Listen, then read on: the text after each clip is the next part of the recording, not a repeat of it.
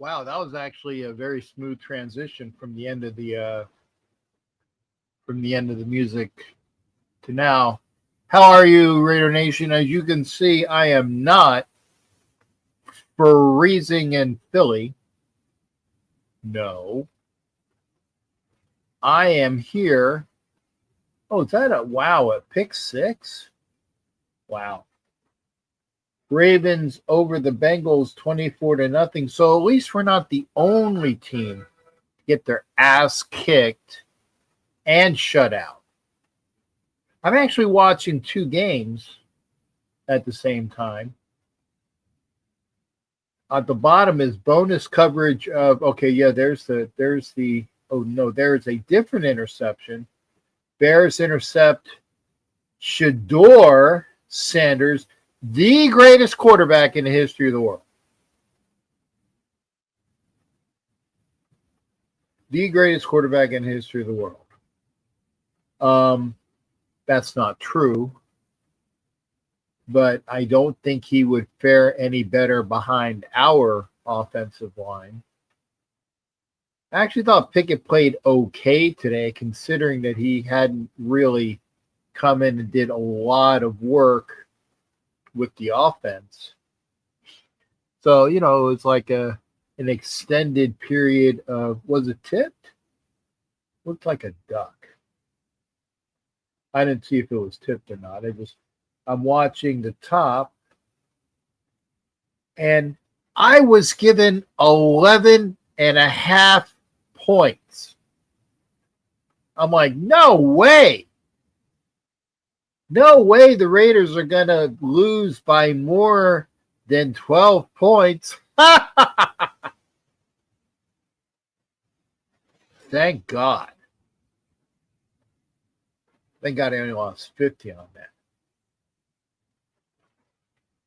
On the top, Bills are winning 35-31. On the bottom screen, the Bears are beating the Browns. Did Garrett have another sack? No. Patriots with the ball. Down 4 with 6 minutes and 10 seconds to play. Made back the pass. As I was, yes, you are sacked. And I like the Patriots, but not when I have money on them. Sports Guy T3.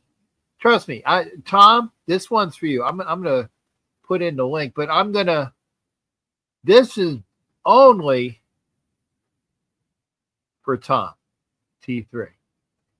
But I'd like to come in and talk a little bit before I bring Tom in.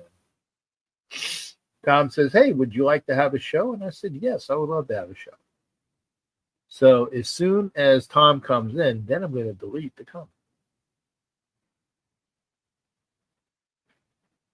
But Tom, come backstage. Tom's going to be in quickly. Yep, Tom's in quickly. So let's see here. Can I delete this? Delete comment. Yes. Okay, I deleted the comment. That means hopefully, unless you were watching otherwise. Yeah, one second, Fester. Keep your. You can hear me, right? Okay, yeah. Let me talk a little while. I don't want you to get tired doing that. You sure? I see him backstage. I don't want him to be tired. You'll understand when he comes in. I don't want him to be tired because it's like I want to spout a little bit before he comes in and spouts. I'm just going to say, I had 11.5 points. And I'm not, like you said, I'm not a degenerate gambler, but the Raiders can't lose by 12 points or more. No. Yes, they can. They can lose by 31. But the difference this time is I wasn't front row to watch that shit. I was front row to watch it in Kansas City. I was front row to watch it in D.C. I was front row to watch it in Indianapolis. I was front row. No. I wasn't front row in Vegas to watch us get our ass kicked by the Chargers. I'm missing an ass whooping. Indiana, Kansas City, DC. Well, today, I'm missing an ass whooping that I attended, though. I can't remember. Maybe Tom will let me know. I can't remember. But I'm glad I would have spent money on a hotel room. I would have spent money on a flight. I would have had fun with Raider Nation, but not that much fun because I would have fucking frozen my ass off. So 11.5 points, and I can't even fucking begin to think about. It was only a $50 bet though, so only $50. So I don't feel quite as bad. I mean, that was a kind of a throwaway bet. AK Eagles Uncensored, how you doing? I'll have him in a minute. Raiders C-Dub, embarrassing for sure. I'm going to bring Tom in, and then I hope I hear from AK. I hope that it's somebody, John Leon. John Brady should have fired Pete from the broadcasting booth, but he's not on that show yet, John. He's going to be on the other show.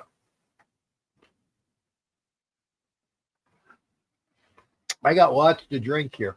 Non-alcoholic. Okay. I'm bringing in my buddy, your buddy, our own buddy. Raider Fester is on the screen. Raider Fester does not want to see any more bullshit.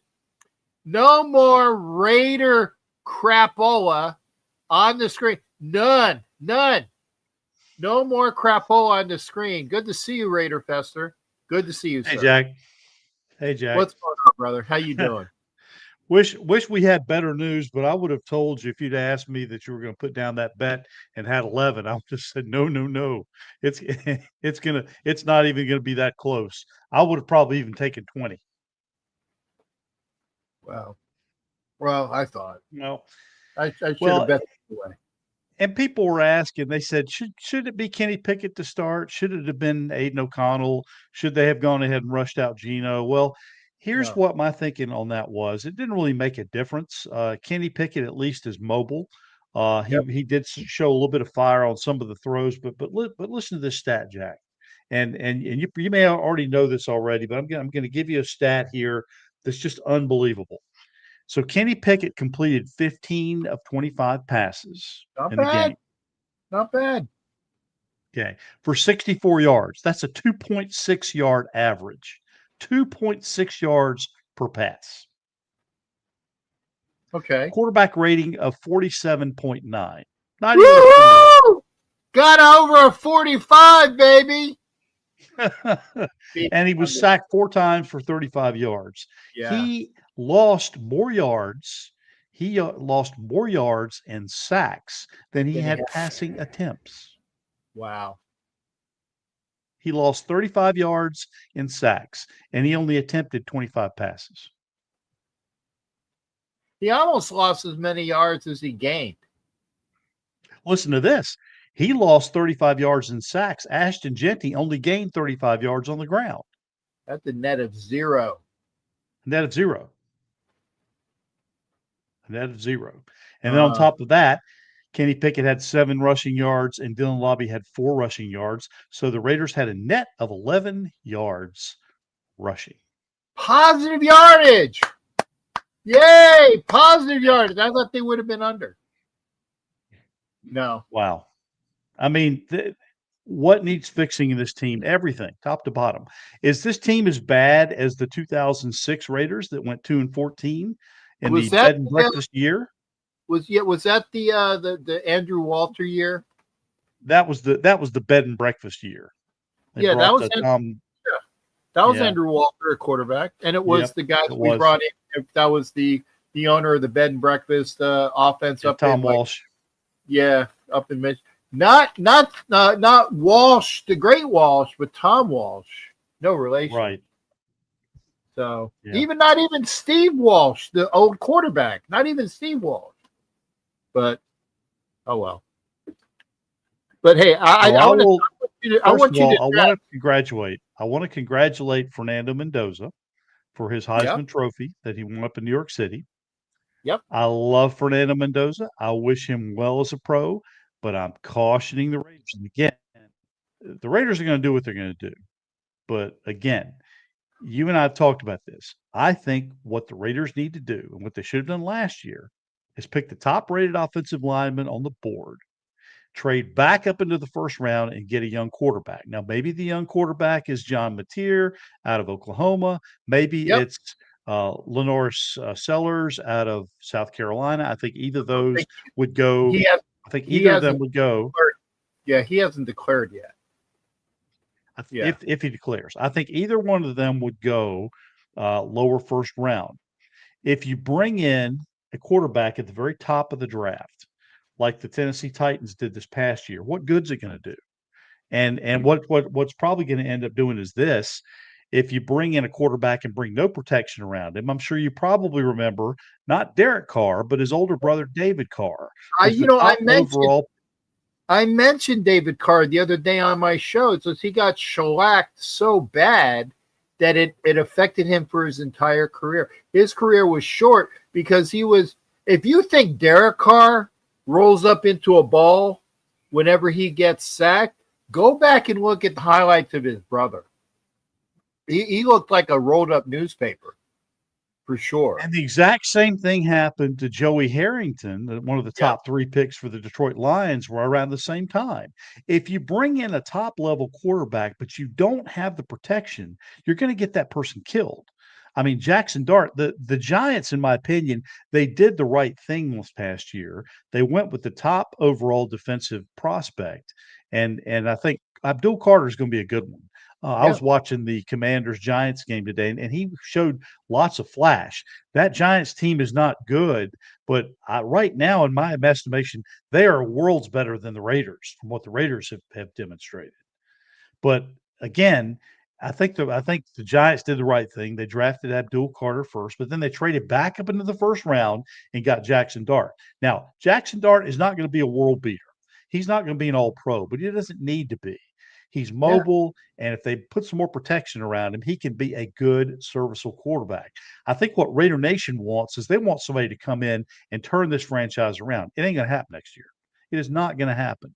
Now, they could luckily be in a position where they could get maybe 7, 8, 9 wins next year. I think at the very top, but they are not going to turn this thing around. I've also seen about the rumblings about trading Max Crosby. I don't know. I don't think they're going to trade Crosby unless he really wants out of there. They're not going to get rid of him because he's really the mainstay. He's the face of the Raiders right now.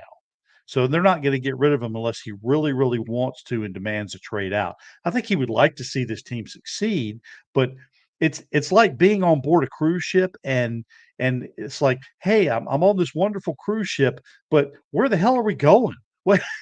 Is there even a captain on this ship? We're just kind of floating around the ocean. No, that cruise ship is the Titanic in 1912.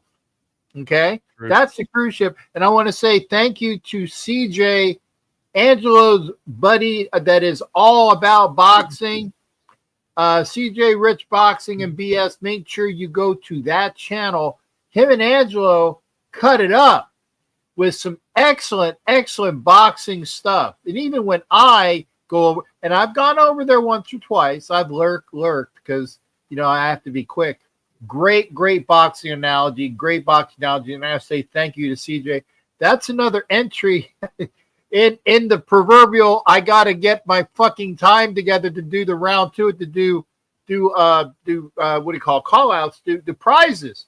All those things back, not all those things, but this thing that's full of prizes is on top of another thing that's full of prizes is over here in a box that's full of prizes I got to get rid of. So I will do it eventually.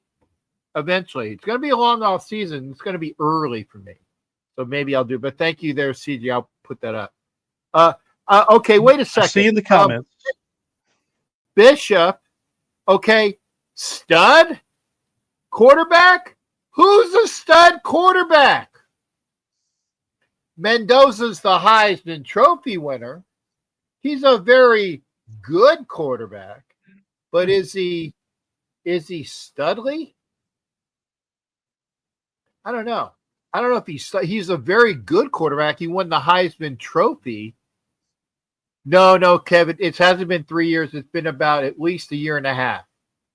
At least a year and a half, because I've done other shit in a year and a half. By the way, I've been back and forth to the hospital this week, so apologies. That's another reason why I'm home, is I was going back and forth to the hospital. Not me personally, but I was going back and forth to the hospital. So, folks, say keep kind thoughts for family members. Okay. Absolutely. He could be Dudley. He could be Ricky Dudley. Oh yeah, that's what we need. A top pick to be Ricky Dudley.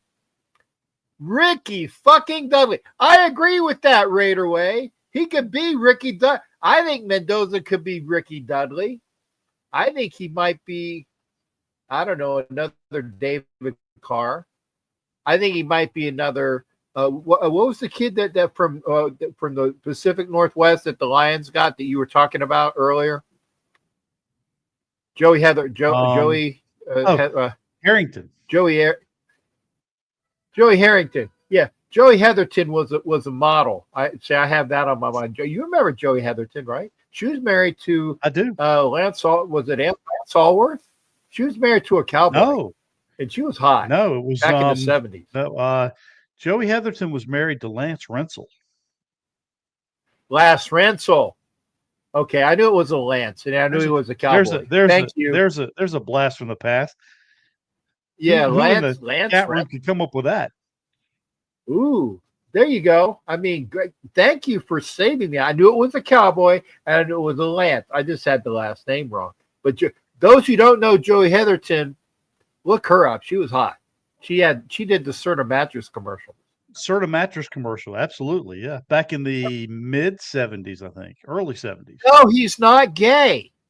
He was not gay. No. Lance Rensel, Joey Heatherton was hot. No, he's not gay. At least I don't think he is gay. No, Lance Rensel's not gay, but he did get in some trouble with some sexual things. Yes. Okay. Maybe. I think he did like a porno or something.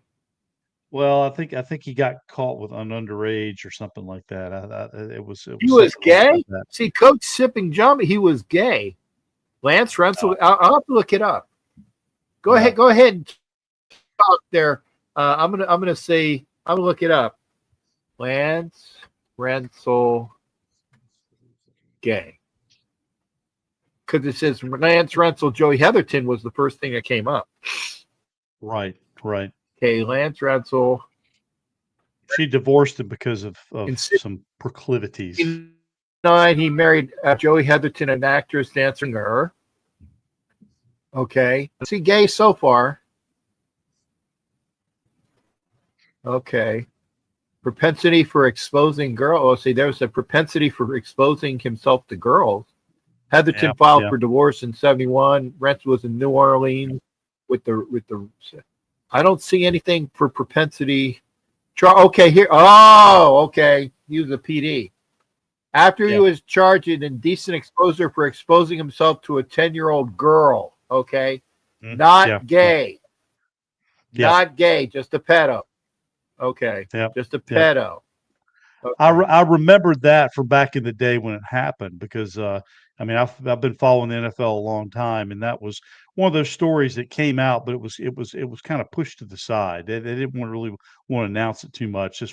Back in the day, Jack, you remember this well, in the early 70s, those kind of things were hush hush.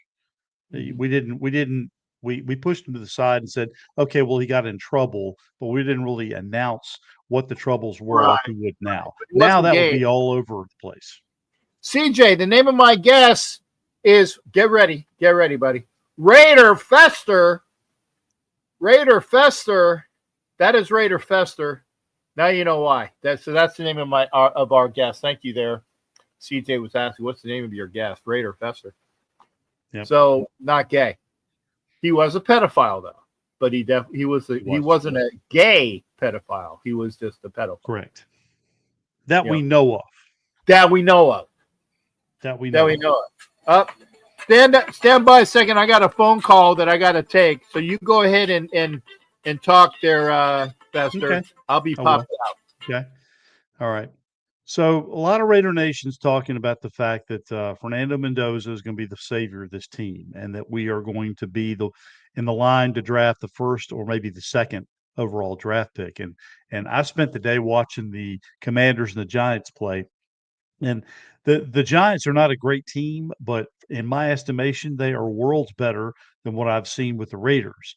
And the reason why that is because the Giants, I think, at least have a direction and they've got some pieces in place. The Raiders don't have either. They've got a few pieces in place, but they don't have a direction. They need to decide first and foremost what that direction is going to be and who's going to determine that direction. I think right now, ESPN says that we're number one. That's correct, but that really depends on 2 weeks from now. So 2 weeks from now, the Giants and Raiders play head to head, and that's probably going to come down to who's going to be the worst team in the NFL and who's going to get the number one pick. Now, again, if the Giants end up with a number one pick, they'll probably trade out of that because they already have their quarterback. So they'll probably trade out. And I know the Jets want to move up to get a quarterback. There's several other teams that do as well. If the Raiders do end up with a top 2 or 3 pick, again, I would caution everybody. I would urge everybody that if they can trade down and still get a top 5 or 6 pick and get the lineman, and then still be able to get a first round pick and get a quarterback. Again, I want to caution everybody. Next year is not going to be, you're not going to get a quarterback that's going to make or break this team. You're not going to get a quarterback that's going to change history. That's down the road. You got to fix everything else first. If you bring in Mendoza, put all the eggs in that basket, but don't protect him, he's going to get killed. He's going to be done. And then that's just another wasted draft pick that the Raiders have. But if you bring in a rookie quarterback, and again, there's several out there that could be serviceable, and there's 2 I have in mind. We've already mentioned Lenora Sellers, who Jack said hasn't declared yet. He may or he may not. I think there's a possibility if he knows that the Raiders are interested and that they're willing to trade up to get him in the first round, I think he'll declare.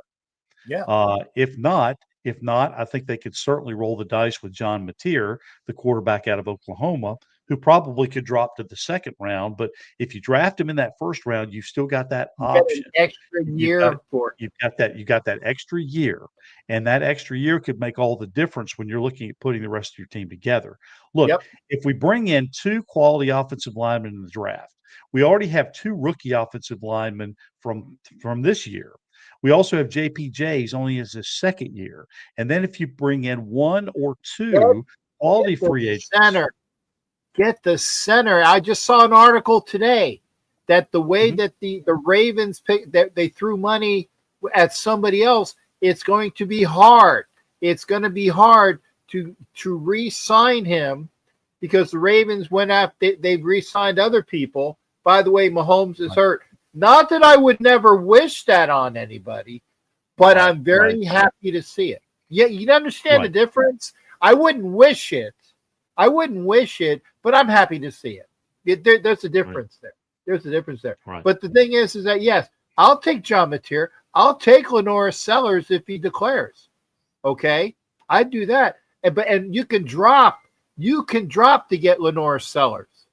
Or let's say this, all you people that are so Mendoza crazy, okay? And it's not that he's the Heisman Trophy winner. I get it. But let's see, if you go to the combine and Lenora Sellers declares, and if Moore declares, then you got Sellers and Moore and Mendoza at the combine, and you get to look at them. They're all of their traits. And you drop, one of those guys should be there. So you get the quarterback that everybody's bitching about, but you get linemen. And you get, hopefully the center from the Ravens, right? If you get the center from the Ravens, Tannenbaum, and then you've got JPJ, and then there's these other guys. Oh my God, fucking A. I'm sorry. I waited 27 minutes to say a fuckity fuck, right? Fucking A. Okay? If you get all of these people and you get a decent quarterback and you get extra picks, you'd be fucking stupid not to trade back. God bless it. I almost said GD. I didn't say GD. I said God bless it. Now, I am in agreement. I am in agreement with everybody that we do need to draft a quarterback in the first round. I'm not saying that we don't. And again, I'm just saying, Jack, you and I have been on this merry-go-round for a long time, a couple of years. Yeah. We got to build up that offensive line. That's something that this team has not focused on. In fact, the last couple of regimes actually dismantled the offensive line. And then last year, they only brought in Alex Kappa through free agency. And they brought in sorry, his name is Crappa, sir. Crappa. Yeah, and then they brought in a couple of rookies. They finally got Caleb Rogers some burn. They haven't got Grant very much burn. But again, you're going to have to see what the young guys are, what they are capable of before you make that determination. But again, and again, I'm willing to lay my cards out on the table right now. I know a lot of teams don't want to reveal what their draft structure is going to be, but I'll go ahead and lay it out right now. And I have been very firm on this: is get the top offensive lineman you can, trade back up in the first round and get that young quarterback. Then in the second round or your next pick another offensive lineman. And then once you have your two offensive linemen and your rookie quarterback, then you can start focusing on other needs. Yep. But that's what you need to do, because this team has some offensive weapons. They do. But they can't use those offensive weapons right now. The reason why they can't use them is because they've got a quarterback on the fucking back, and he can't. The only thing he can fucking see are the stars in the sky, okay, right. Or the people on the top levels of the stadium, because that's where his eyesight is. Okay, it doesn't matter who. If you protected Geno Smith. If you protected Geno Smith, would he be a world beater? No. Would he be an all-pro? No. But he'd be a hell of a lot better than he is right now. He'd at least be able to complete some passes. He would at least be able to see some of those crossing routes and not make some of those stupid throws that he's doing right now, because he's throwing off his back foot a lot because the pocket's collapsing and he's not having a chance to do it. He's giving the ball to Ashton Jeanty, who's getting tackled as soon as he gets the handoff. You know, it's maddening. And today, I was watching the Commanders and Giants play, and I was watching our good old buddy. I was watching our good old buddy Jermaine Illuminor on the line for the Giants, and I looked at my wife, who's a huge Commanders fan. I said, you know what? He was trash with the Raiders, and if you're trash with the Raiders, you can't expect to go with another team and be instantly better there. Well, technically, he was trash with the Giants before he went to the Raiders, because we picked him up from the Giants, and he said, oh, I'm going to go get some money. And he got some money. And he was, I don't know if he was trash, but he was maybe a trash picker-upper, like the guy that does waste. What are those sanitary? The guy on the trash truck. Okay. Yeah. The guy on the engineers. Sanitation. Thank you, sir. He was trash in New York. He was a sanitation engineer with Vegas. By the way, his brother worked for one of the firms that handles money, because I actually called him up one day and I was talking to him. He was saying, oh, I was just in Vegas with my friend, my brother. So who's your brother? You know, my brother had takeouts. So I found out that Jermaine Illuminor's brother was a broker. Okay. And it was cool. So he does do work. The Chargers look like, did they pick off Booger? Was it a fumble?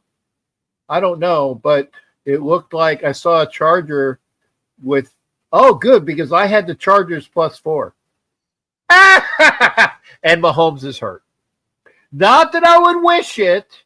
I would never wish it. But I'm not saying I don't not like that. Oh, Booger threw an interception. So Booger, yeah. Thank you, Booger. That's Booger Minshew. Threw an interception. Booger Minshew. Booger Minshew.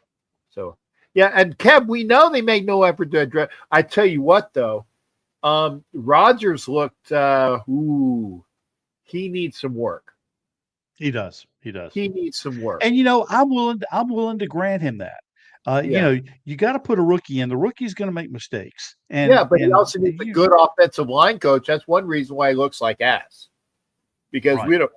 we don't have a good offensive line coach. So all right. So the Chargers are on their own 18. They have the ball with 14 seconds left and a 3-point lead. That's in the bag. Well, I won that bet. I'm gonna go look at my bet. So I lost with the Raiders.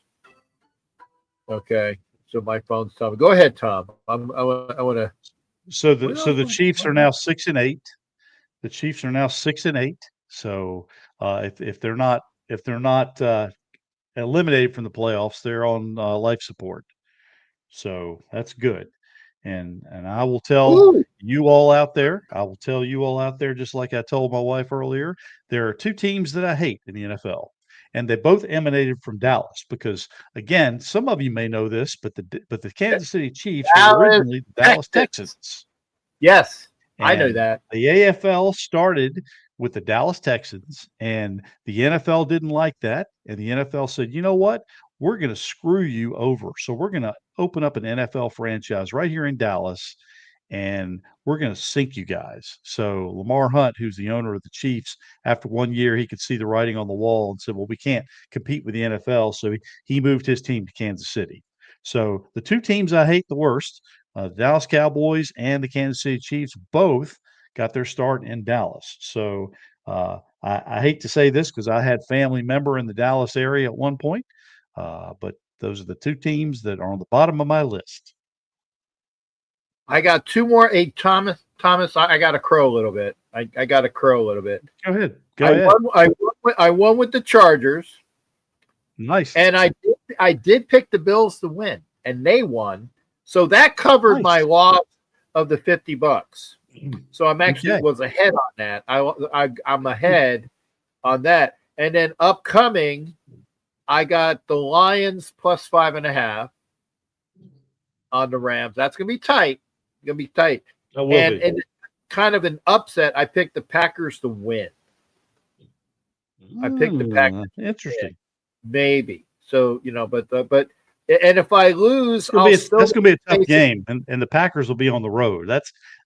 Denver's gonna be a rocking place tonight. Yeah, I can cash out that and only lose $5. If I want to get cash out on that Packers bet, I can cash out and only lose $5. Do you really think Denver's going to win ultimately? I don't know. They might. It depends. It depends. You got to pick some up. Bo Nix is not going to win the game for them. He might lose the game for them. Exactly. So it comes down to that.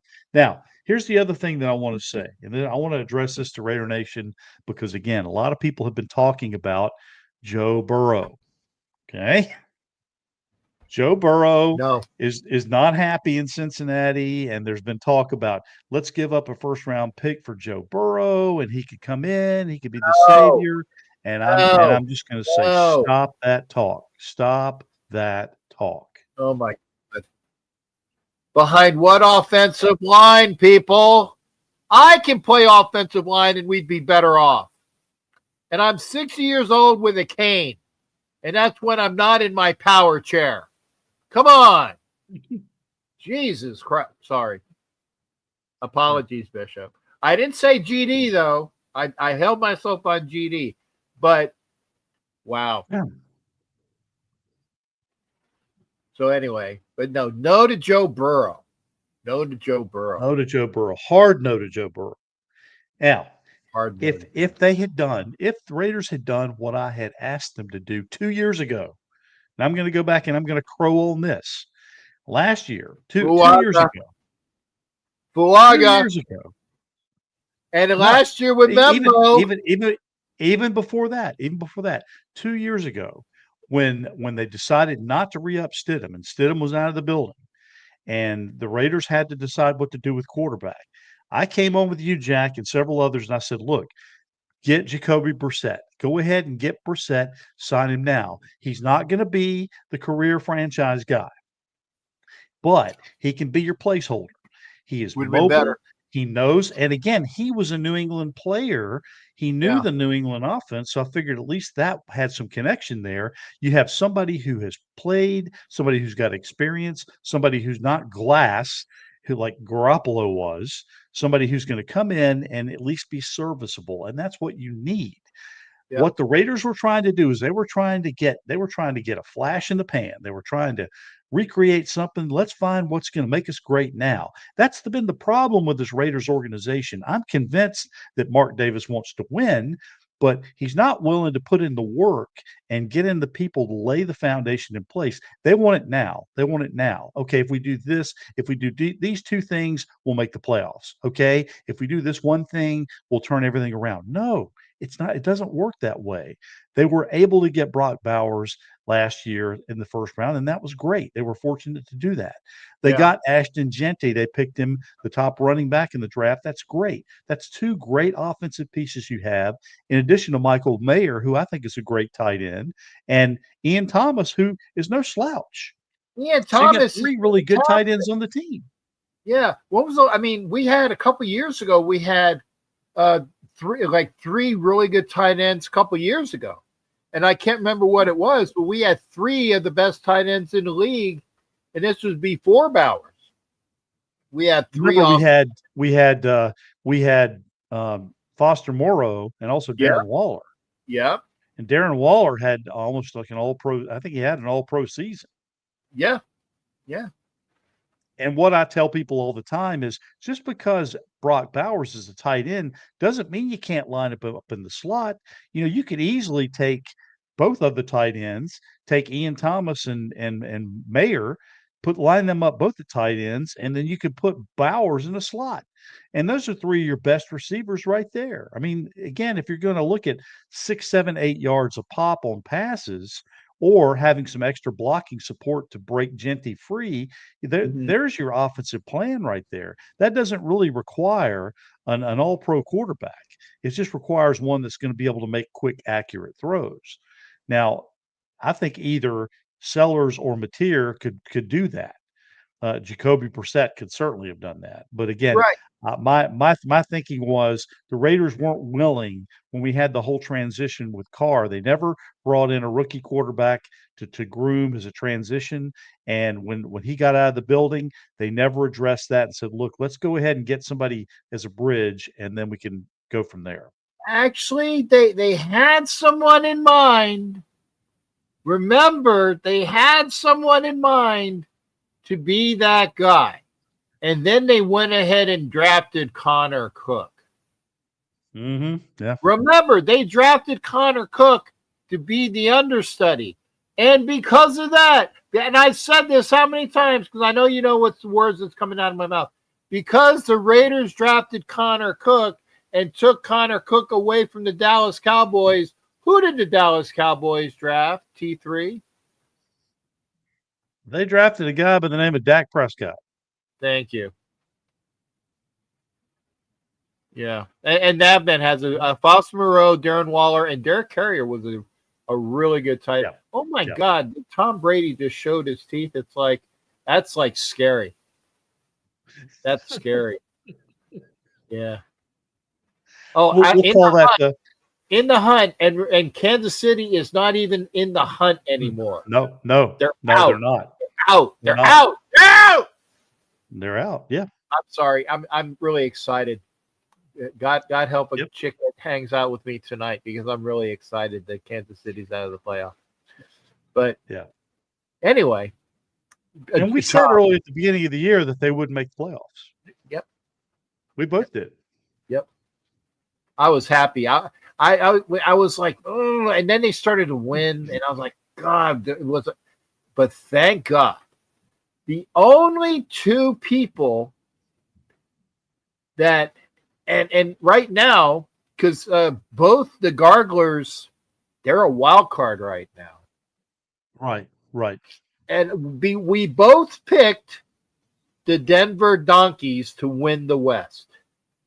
We both picked. We did. So I'm gonna bust. You know what, Tom? Put your back up so I can pat you on the back, and then you can pat me on the back. And this way, there you go. This way we're not breaking our own arms. There you go. Let me go. Yep, there you go. Thank you.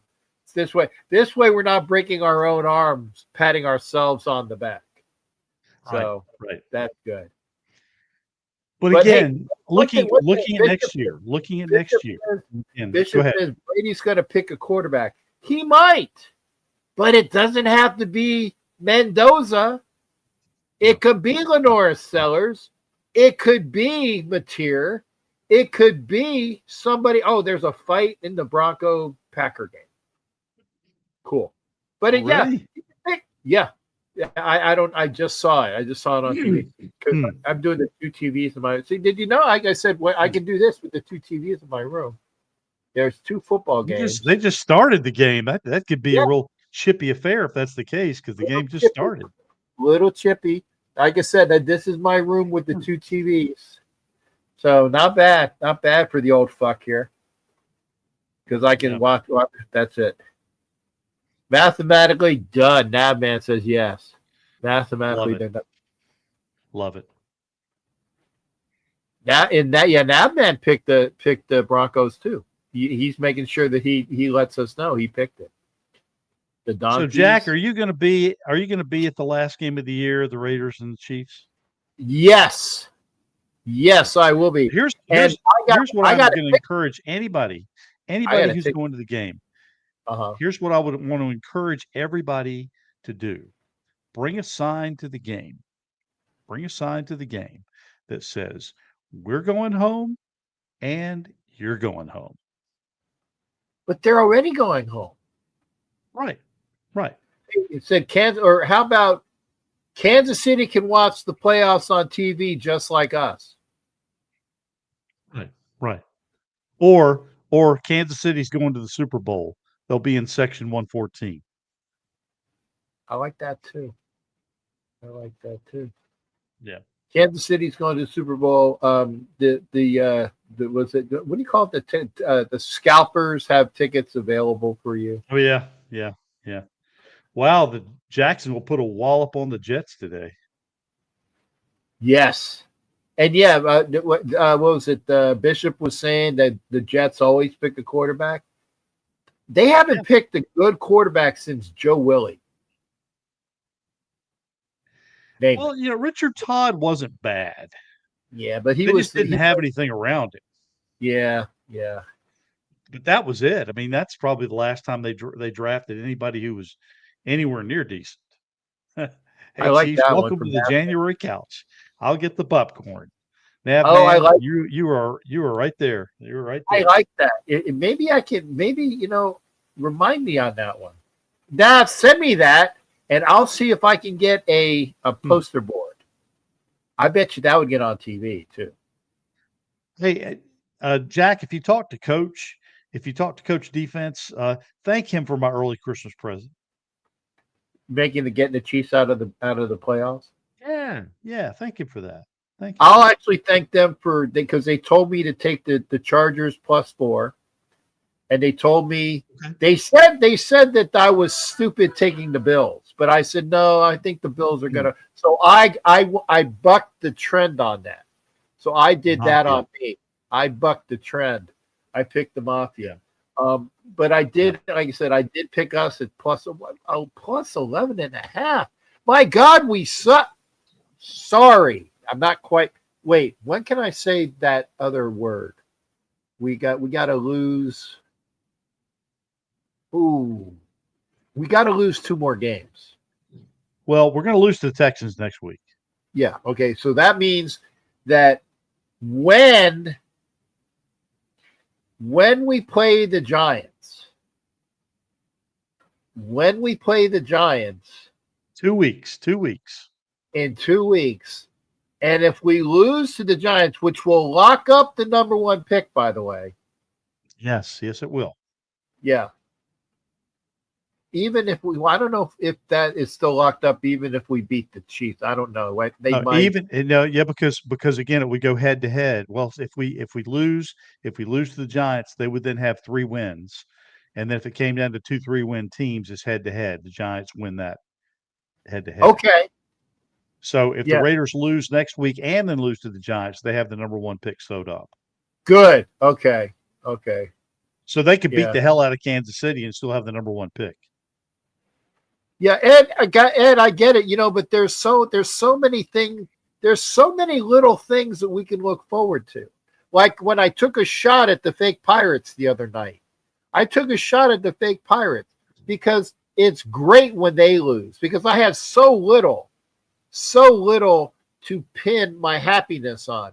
The Gators picking a good coach and beating Florida State. And by the way, folks, yes, I'm going to crow a little bit about the Gators. John Sumrall is getting a staff together. A great staff on both offense and defense that I haven't seen before out of the Gators. He's getting a great staff together. And so I think the Gators in maybe 2 years are going to go back up to the top of the SEC. So I'll see that. That Pete gets let go tomorrow after that. You know what? It should happen. But I don't let think Pete go until the end of the season. They won't let Pete go until the end of the season. They're going to let him walk away. They're going to let him walk away. No, they're going to give him again. I'm thinking of this from a smart standpoint. Mark Davis is going to encourage Pete to retire so that he's not fired. He's going to encourage Pete to retire so that the Raider organization doesn't end up with as much egg on their face, because he's done. He is done. It's a matter of whether he gets fired or whether he decides that he wants to make a go of it. If he decides he wants to go longer, then you got to fire him. Now, maybe it comes down to that. Maybe it comes down to, is Pete going to challenge Mark and see if he really has balls? At this point, we don't know. We know that he wants to win, but we don't know. We don't know if he's got a spine. We don't know exactly whether he does or not. Yeah. That, man, make sure you send me that. Hey, Chiefs, welcome to January football on the couch. I'll get the popcorn. I like that. I like that. Yeah. I gotta try to remember that. I gotta or what we could do is this: have big signs with Jim Moore's face plastered all over them that say playoffs. I'm making a screen capture right now, so this way I got the so I need to. It's gonna. Okay. There it was. See, that's why I froze for a bit. I had to get the screen capture. So I got the screen capture. I just got to send it to me. So yeah, I will do that. Here's what I want. What I want as my Christmas present. Okay.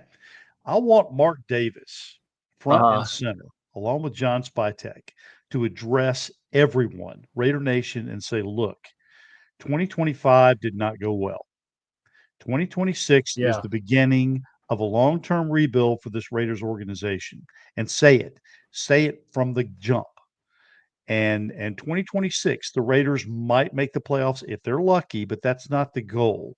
The goal is to build this team and to build it right, to build it to where we can get it to the point where, when my dad said, we're not going to take what's given to us, we're going to take what we want. We're not there yet. We want to build that organization in his father's eyes and do what his father wanted to do. His father didn't want to just win. He wanted to dominate. And you can't do that from one season to the next. You can't just turn a season around. Now, Al Davis did it. He turned a losing team around his first year, and they went 10-4. Now, they didn't even make the playoffs that year. That's the amazing thing. When he first came in to Oakland, he turned a 2-win team around to a 10-4 team, and they didn't even make the playoffs that year. That first year he took over in Oakland. But again, that's not going to happen. This day and age, with the free agents moving around, with rookies coming in, and just the speed of the game and the complexities of the game, you're not going to see that anymore. There's lots of teams that make the playoffs that didn't make the playoffs the year before. I really thought at the beginning of the year that Pete Carroll might be able to get this team in position to win 8 or 9 games. And who knows if one thing breaks one way or the other, maybe they eke in as that 7th playoff team. Maybe they do. Maybe they make it. But again, as you and I have talked about, you can't do 2 things at once. You can't say this team is rebuilding and we're going to win now. You can't do both. So Mark Davis, I think, needs to bring Spytek in. Both of them have a press conference and say, look, Spytek's the guy. He is driving this boat. He is driving this ship. He's directing us to what we need to do. It's not going to happen in 2026. We can make progress. We can move in that direction. We want to get to the playoffs within the next 2 to 3 years. Now, if you say that, then anything on top of that is gravy. Anything on that is the cherry on top of the sundae. And if Raider Nation knows that, if they know that that's the direction this is going, I think everybody's going to be on board with it. Enough of this, okay, we're going to do this and we're going to do that. I think that's where a lot of the nation right now is angry because we've been sold a bill of goods. Pete came in and they convinced everybody that we're going to win now. I actually, hey, Velvet made it. Thank you. Thank you for coming in, Velvet. And I'll say 2 things. God, what was the first thing? I had the shit. It went right in and out. Damn it. Because I had it, and then I said, I saw Velvet. Squirrel. And I said, Velvet, you made me forget about it. We were talking about the Raiders can't do 2 things at once. They can't. Yeah. Damn it. Come to you. Yeah, I'll get it in a minute. Oh, I remember. I know it takes me 30-second delay. Okay, just like a bomb. I'm glad that I said that this is not year 1 of Pete. This is year 0. I'm glad I said that because it really worked out to be true. This was year 0 of and I said maybe by the end of this year it would be year 1. Well, it's actually going to be year 1 of what Pete brings to the next person, whoever that person is, because he's handing it off. This was the I don't want to say this is kind of the demolishment when you take a building and you gut it to the structures. You take it out to see what the bones are. Go, keep on running, you motherfucker. There you go. Lions. I got the Lions +5. Got you. So I'll take that. So yeah. Apologies, folks. I am watching 2 games. Let's do the show. But yeah, getting the bones of the building. So this was year 0. So I was correct there. I just I thought maybe Pete, because I thought like you that maybe Pete could get this over to my 7 wins and get that. Yeah, that's what she said. Yeah, thanks, Kev. Yeah, Kev's on me, man. He knows about my mundungus. He always throws my mundungus out there. But the thing is that Pete getting this. I thought that we could do that. I thought that we weren't as bad as we were going to be. I thought we were a better team than what we thought we could be. So that's why I said we were a 7. I thought we were a 7-win team. Yeah. Yeah, Velvet says I told you not to bet the over. I wasn't betting the over, Velvet. I just thought that we would be within 11.5. I thought that we would be within 11.5. So that's the one I lost. But I'm actually right now. I had 400 to start the day. I'm up to 512. I'm up to 5, so I'm up 100. So I'm better. Actually, I'm up 190, 102. I think it was 398. So what? 398. So 114. I'm up 114. And again, not a maniacal, not a heavy gambler, but I'm up $114, and I could be up more depending upon what happens with the Lions and the Donkeys. I could be up more. Sounds good. So yeah, here's the thing. Year 0, and it was year 0, and I thought that he could. We were, and I will also say this. A gentleman that does not come on the show anymore, and you guys can figure out who that is, was all. If Pete Carroll can't even begin to even get the same record as the guy he was after. I'll mention his name, AP. That he should be drilled out of the building by this time.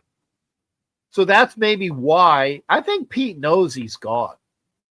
Yeah, I think Pete already has told Mark, let me just go to the end. The only thing that I'm hoping he doesn't do is saying, I'll go, but my kid's gotta stay. And if he says that, I'm saying, no, we're going to fire you then. Yeah. We're going to fire you then. You can walk away, and maybe you can maybe your kids will say, I'm out of here too. I think that's the best thing for them because Jack, let me ask you a question. Let's say, for instance, that he backs out and Joe Philbin becomes the interim for the last 2 or 3 games. Let's just say hypothetically that's the case. Yeah. If you're the new head coach, don't you have the authority to fire whoever on your staff that you want to fire? In theory. But I think that if that happens, Pete's going to say, I'll fall on the sword, but I want you to keep my kids employed through the end of the season. I think that might happen. I'm hoping that that's the case. But again, what I want Mark Davis to do is I want him to step onto the podium with John Spytek as soon as the season's over and make that announcement and say either Pete is retiring or Pete's out. Yeah. And if Pete's out, his kids are out too. So, I mean, and there you go. And I'm willing to wait at this point until the end of the Kansas City game. Let's see what we can do. Got 3 more games left. Let's see what happens. Maybe we can eke out a win here or there. I'm not hopeful about the game next week against the Texans. The Texans are driving for the playoffs. I mean, they're already in the playoffs and they're cooking. The game against the Giants, again, that could be anybody's game. That's going to be the game to determine the number 1 overall pick in the draft. And then Kansas City, I'm just hoping at that point that they're so demoralized, having not made the playoffs, that they're just not going to risk injury and pull people out. And maybe that can be the Raiders' first victory over Kansas City in Las Vegas in the history of that rivalry. I'd like to see us play against Booger. I want to see Booger playing in the last game. Yeah. I want to see Booger versus Pickett. Or even Cam Miller. And not that I'm hating on Kenny Pickett. I'm not hating on Kenny Pickett. But that's Pickett not going to happen. At least Pickett can run around. Well, I think they won't bring Cam Miller in. They won't bring him in. They should, but they won't. They should. So Tom, did you want to Green Bay just made a field goal, so it's 3-0 Green Bay over Denver. Yes. Now I'm anyway, really you were asking me, Jack. I was going to say, did you want? Because I know anybody. I'm going to put the link up again, and then you will talk to both of us, okay? And I hate doing a 3-screen, but I wanted T3, aka Raider Fester, in here. Okay. So you can talk about whatever the hell you want to talk about. And I'm gonna put this. Come into wait, no. I'm not gonna do that because if I do that, and then it won't be then the link won't show up if I put other shit. All right. There's the link. Chiefs are eliminated for the first time since 2015. Yay. Pop the fucking cork. Yay. Yeah. Somebody look on what do you call it? Somebody look on what is it? The YouTube version, because I'm in StreamYard. Somebody look on YouTube to see if the link showed up. If the link showed up, where it says StreamYard, that's the link. It's there. Go to the link. It's there. It's there. Good. Yeah. Hit the link to come into the show, and I'm gonna put that next. Hit the link. I can see the messages on YouTube, so I can see those. Okay, good. Good. Okay. Hit the link to come into the show. I put it up there. So this way, if you hit the link, it'll go right in. But you just said yes. Man said yes. Yeah. Good. Okay. Great. So here's the thing. If you want to come in, if Bishop wants to come in, if Nabman wants to come in, fantastic. If you know what, Velvet, I'd like to have Velvet come in. Because Velvet is, you guys don't know who Velvet is. Velvet's the pirate that lives in Stockton. Yeah. And Nabman's if there. You come in, cool Kev, I haven't seen him in a while. Challenge and Kevin me. has not come in, challenge me. Throw something at my way, man. Yeah. Challenge me. Make me work. Make me work for my supper here. Oh, so you're saying that I'm easy? That was implied. It's like, oh, Cab's easy. Cab's easy. He's a pushover. But yeah, okay, yeah. I'll take that. Come in and talk to us about what you're thinking. Okay, please hit the link, and I'll basically. Cap, you and I have been on together so long. Cap, you and I have begun doing this so many times. We can practically complete each other's sentences. I think we know what's coming down the pipe. I don't think either of us has said anything that has shocked each other over the last couple of years. Other than I found out that Lance Rensel was a pedophile. Okay. Or I remembered. I know that there was something iffy about him. Yeah. Or something iffy about him.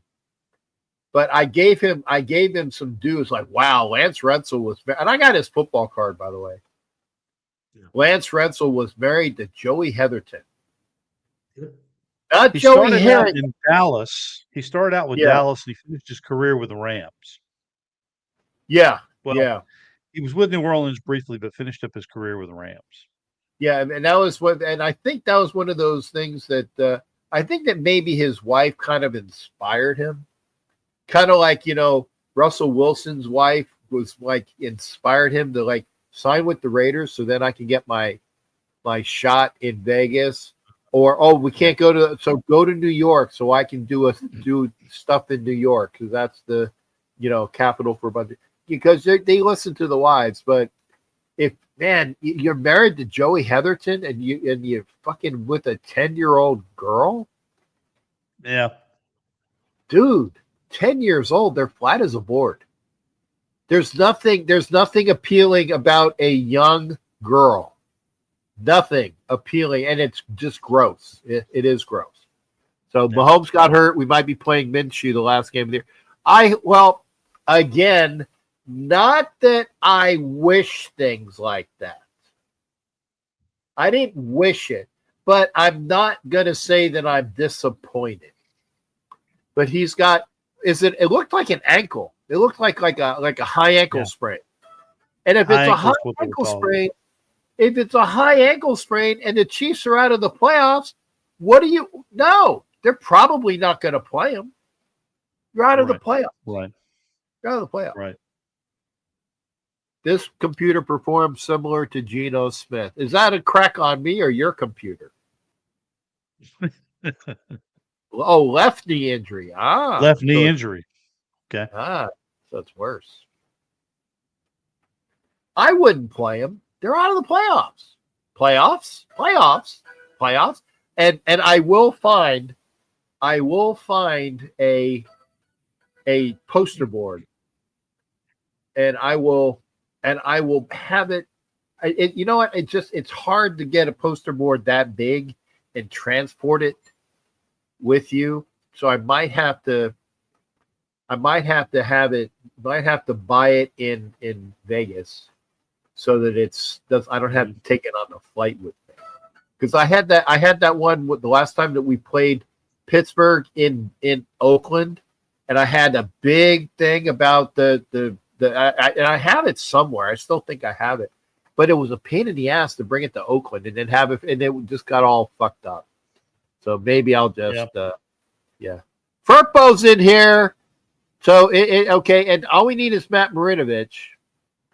And we'll have a definitive what was a quorum? Like you got to have 12 Jews to have a prayer fest. I think there's more, maybe it's 10. I don't know what the quorum is. But Furpo's in here. We got it in here. 75 total yards offense has to be the. Oh, that was yes.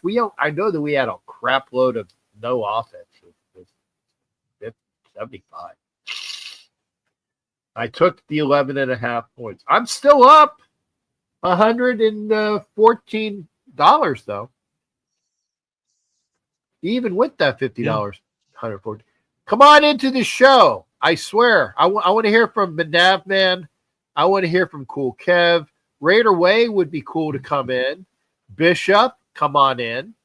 It'd be good to hear from Bishop. Jack Westafeste. He's like Matt Marinovich. He's a commentary. What is it? A dude that's in the constant commentary. That's great. I don't knock that. I appreciate that. And John Leon, his niche. Oh, high words from the teacher. His niche. His niche. Not his niece. His niche. It's Niche. His niche. I think I spelled it right too. Because Furpo's there. Knee injury. It was a left knee injury for Mahomes. Yeah. So why the fuck would you play him? Why would you play him? Bish, come on in. I'm surprised Kenneth's on it. Yeah. Cool Kev. Hey, Cool Kev, you can come in and make sure you have light. Because I remember when somebody else was in here and they had zero light in their background, and Cool Kev's like, well, shit, if that was me, Captain Jack would kick my ass because nobody would. I remember these things. I have, somewhat of a decent memory of decent stuff. I want to see Ed Winchell too. Winchell, contact Kenna. Ask him why he isn't in here. Oh, nice catch by the Packers tight end. I don't know what his name is. Musgrave. Oh, Musgrave. Good catch. But come on into the show. Andy Reid has already said it doesn't look good in talking about Mahomes and his injury. So that's preliminarily, but it sounds like they're going to exhibit all caution and maybe sit him down for the rest of the year. Just initial. That's preliminary indication. Yeah. Why do you need him? Oh, nice catch. Go, Pack, go. I know that. Boom, boom, boom, boom, boom. Go, Pack, go. Do. Win me some money. Go, Pack, go. Do you know the song they play whenever they score a touchdown? 1 second. I'm going to take this. This is Hollywood. I'm going to go off the screen. So I'm going to talk to Hollywood. Go ahead and talk, brother. So the song that the Packers play when they score a touchdown is Todd Rundgren's "Bang on the Drum All Day."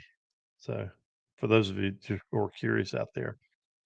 So Raider Nation, here we are when we get Jack back on here in just a moment. Another depressing, defeated team. We went to Philadelphia. That's not too far away from where I live. I had originally planned on making the trip. We did get a little bit of snow, but didn't make the trip this time. But certainly want to get to a couple of Raiders games next year. Again, I want to encourage Raider Nation to hang in there. What we need more than anything else is direction, which we don't have. John Spytek, hopefully, is the direction. Hopefully, is the one that's going to make the decisions. Mark Davis just simply has to pull that trigger and make that. Now, I'm not in Delaware. I'm in Fairfax, Virginia, just outside of Washington, D.C. So if you know where Dulles Airport is, I'm right kind of close to where Dulles Airport is. So I'm probably about maybe 2.5 hours away from Philly as far as that goes. I was able to make it to the Commanders game, had really, really good tickets, was in opposite end zones from Jack. So I had to make my way over to where Jack was seated, and we connected with each other during the game, but only during the game briefly. But that was another ugly game too. This Raiders team has some good pieces. There are some things that they need. They do need a wide receiver. They do need a number one wide receiver, but I'm willing to wait on that for another year unless you can draft one later in the rounds that can possibly step up. I'm not interested in bringing in a free agent wide receiver. Jacoby Myers is gone, as we all know. Jack Besh is not a true number one, nor would I expect him to be. I think at best he's a number two, maybe a number three. Again, that's going to leave a hole there. You might need to sign a free agent wide receiver, but again, I'm not putting all my eggs in one basket. I'm willing to wait a year to draft a guy unless you can draft somebody in a lower round. Once again, we have some young cornerbacks. We do have a couple of young defensive linemen that came in that we've drafted this past year. We haven't really seen enough of those guys to determine whether or not they're going to be long-term solutions or not. So the jury is out on that. Would I pick up an extra cornerback or defensive lineman? Perhaps. We'll have to wait and see. Dante Thornton, I think, in my opinion, can be a good number two. Again, the jury is still out on that. I don't know because we haven't really seen enough. We've seen some Yeah. inconsistencies there. But again, Dante Thornton could be a number two. Jack Best could be a number two. But I do agree we need a quarterback. We need to get a rookie quarterback in the first round. I know that we've talked about the fact that there could be quarterbacks hanging out there in round two, but you got to pull the trigger on a first rounder so you get benefit of that extra year. Yep. Because again, as we well know, the Indianapolis Colts 2 years ago drafted the guy from Florida, Anthony Richardson.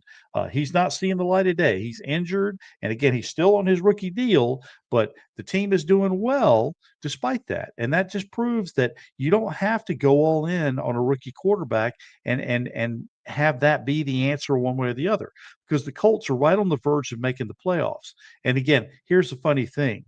And I know that Cam Newton's awfully upset, but the talk has been all the talk lately about the fact that they're going to bring in Phillip Rivers back in Indianapolis to try to guide that ship.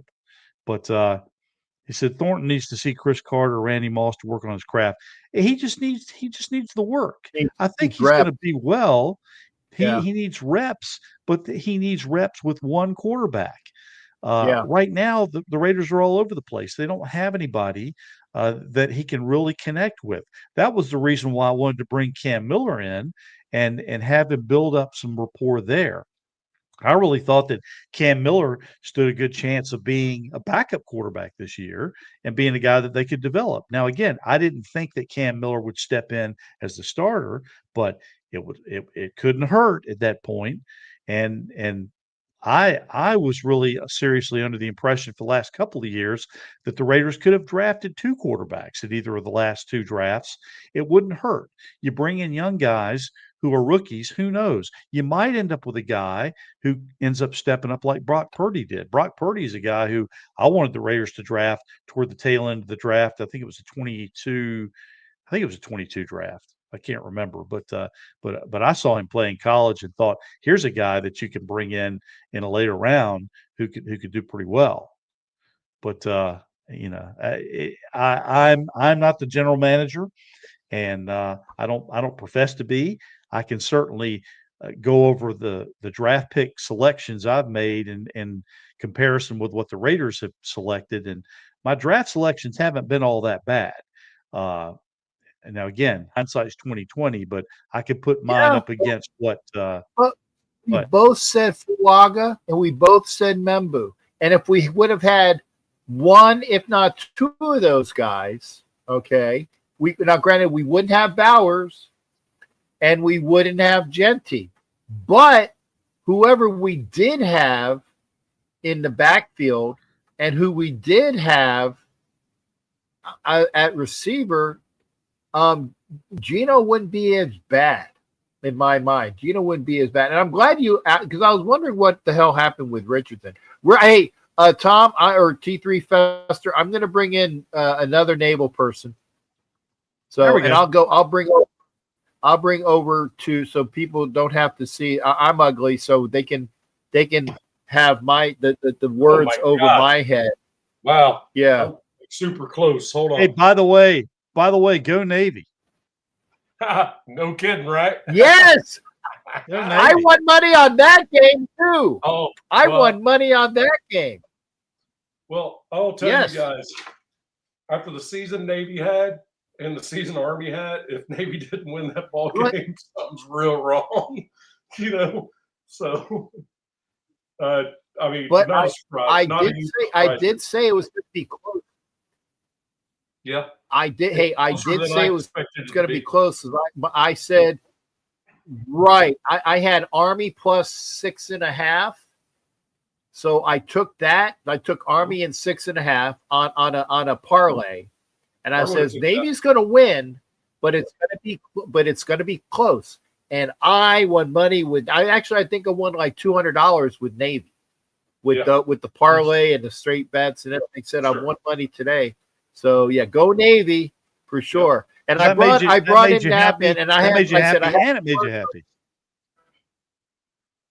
Yes, it made me happy and yeah.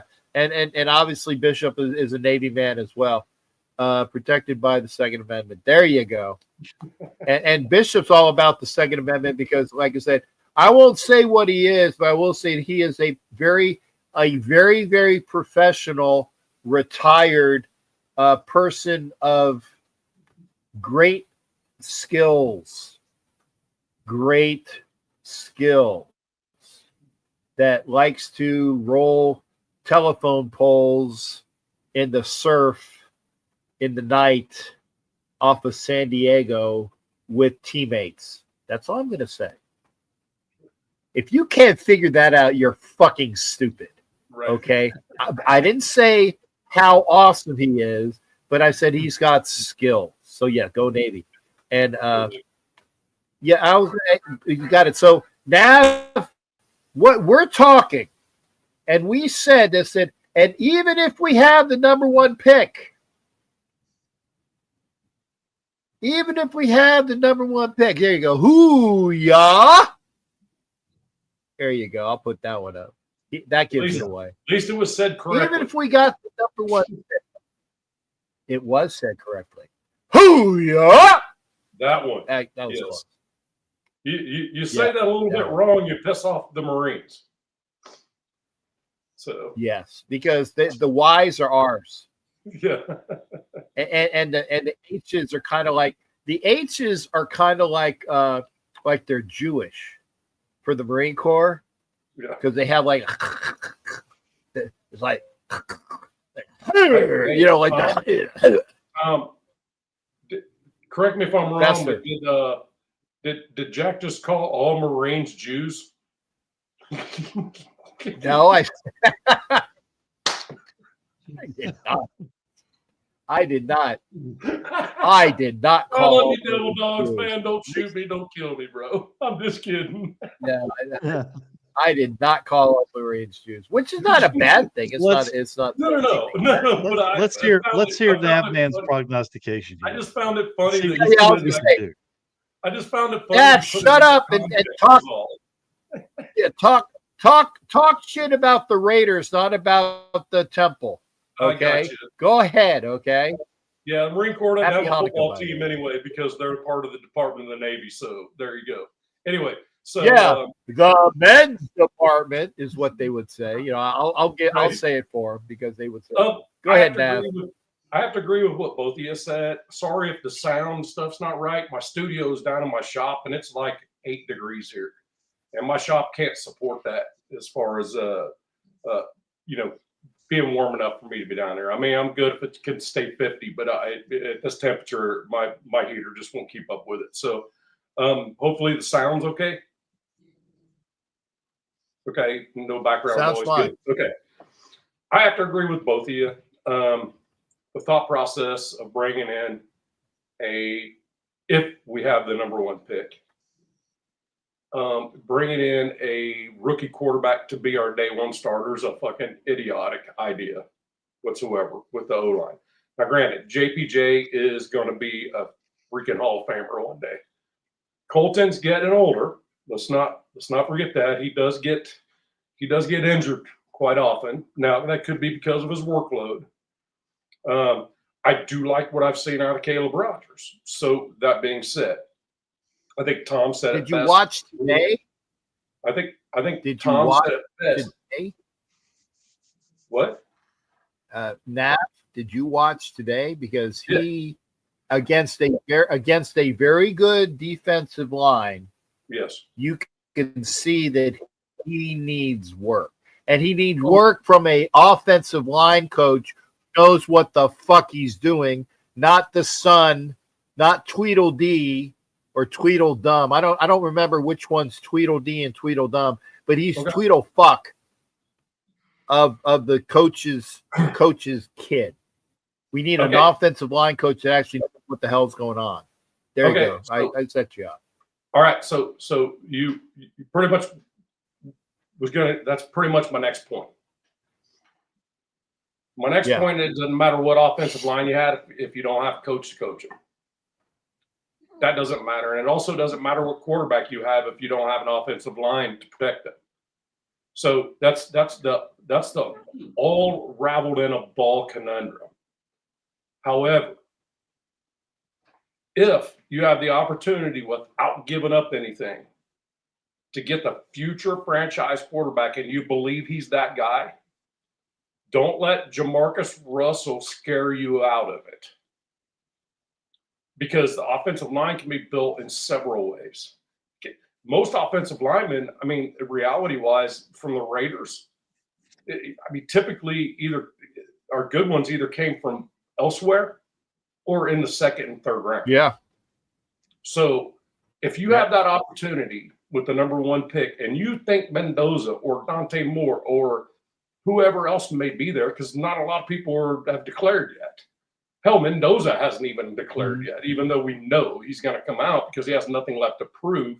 Even if he doesn't win the national championship, he still has nothing to prove. So therefore, he's going to be there, and he's going to be the number 1 overall prospect. And people say, well, go BPA. Okay, if we have the number 1 pick, guess what the BPA is? It's so I when people argue, take BPA, well, I mean, that BPA, in your mind might be freaking Jeremiah Love, but we already have Ashton Genty. You know what I mean? So what would be the next one? The next one would be the quarterback, right? So, hold on. I mean, if you look at the best player available, in my opinion, the best player available in the draft this year is linebacker Arvell Reese out of Ohio State. Facts. So if you're looking at the best player of the draft, that's who I think is going to be the best player. Now, he's not going to be the top pick. No, but he, in my estimation, he's the best player. Well, but Tom, my only go point other is, directions. My only point is this: if you feel like that's the direction you're building, and you have an opportunity to, if you think this quarterback is that guy, you only have a chance in a lifetime of getting those dudes. Do I think he's him? Shit, we don't know. We don't know what he's going to be in the NFL. I will tell you what he's been in college, though, being from Indiana. What he's been in college is an absolute winner. He's the reason IU won their first Big Ten championship in college history in football. He is the reason that team won against Penn State. That throw was freaking crazy with people draped all over him. Now, Cooper is also going to be a dude that's going to be worth looking at, in the second and third round as a highly looked at wide receiver. So the thing about it is, a dude like that, he can't be your day 1 starter. So the big thing you said, Tom, is there's plenty of quarterbacks out there that can be that guy for him for some time. Even if it's 6 months' time, like Shedeur. The only reason Shedeur's playing because the 2 dudes in front of him got hurt. And he's actually playing pretty damn good football. Now, he's learning on the fly. Don't get me wrong, but he didn't have to go in there day 1 and be expected to win. That has to be the way it's got to be built if you're going to pick a quarterback number 1. It can't. And I think Tom Brady would be the first one to agree with me on that. Because he's been all about that. Throwing these freaking rookie quarterbacks in day 1 is the dumbest thing you're ever going to do in your life. C.J. Stroud, he showed it exactly what happens. Jaden Daniels has shown exactly what happens. Year 1, nobody has any tape on you. Year 2, you struggle. Year 3, you come back out there and look, you're starting to look a little bit better. Now Jaden Daniels is a little bit of a one-off because he's a little bit undersized, and that's his thing. His big thing's been his health. And that's the thing. When you look at Mendoza, he's 6'5", 225. You're not going to be worried about health with this guy as far as getting, getting a little bit touched by something and then goes down and he's out for the game. You saw the very first hit he took was massive against Ohio State. Dude was back next drive. Yes, nothing happened. Yeah. And, and his brother came in for a play. Yeah, and guess who that linebacker was that freaking laid his ass out? The one you just talked about, Tom. Marvell Reese. Yep. But I will tell you what, Jacob Rodriguez is another one that's going to be up in there. Texas Tech. So I'm just saying. Well, let me say this, okay? Because you're saying BPA. I call it BPA OPIN. Best player available of position. Oh, I misspelled it. A position in need. Position of need. So OPON. Yeah. Position of need. Okay. So if you do BPA OPON. Yep. Best player available in position, or IPON, in position of need. IPON. If you do that, you can't do no wrong. But by that token, I see that in the fact that if you are, and everybody's saying Brady's going to get a quarterback, okay, that's fine. But I would say if you got the number one pick, personally, if we had the number one pick, I'd take Marvell Reese. I would take Marvell Reese. Well, but because this draft has a lot of players. Wait a second.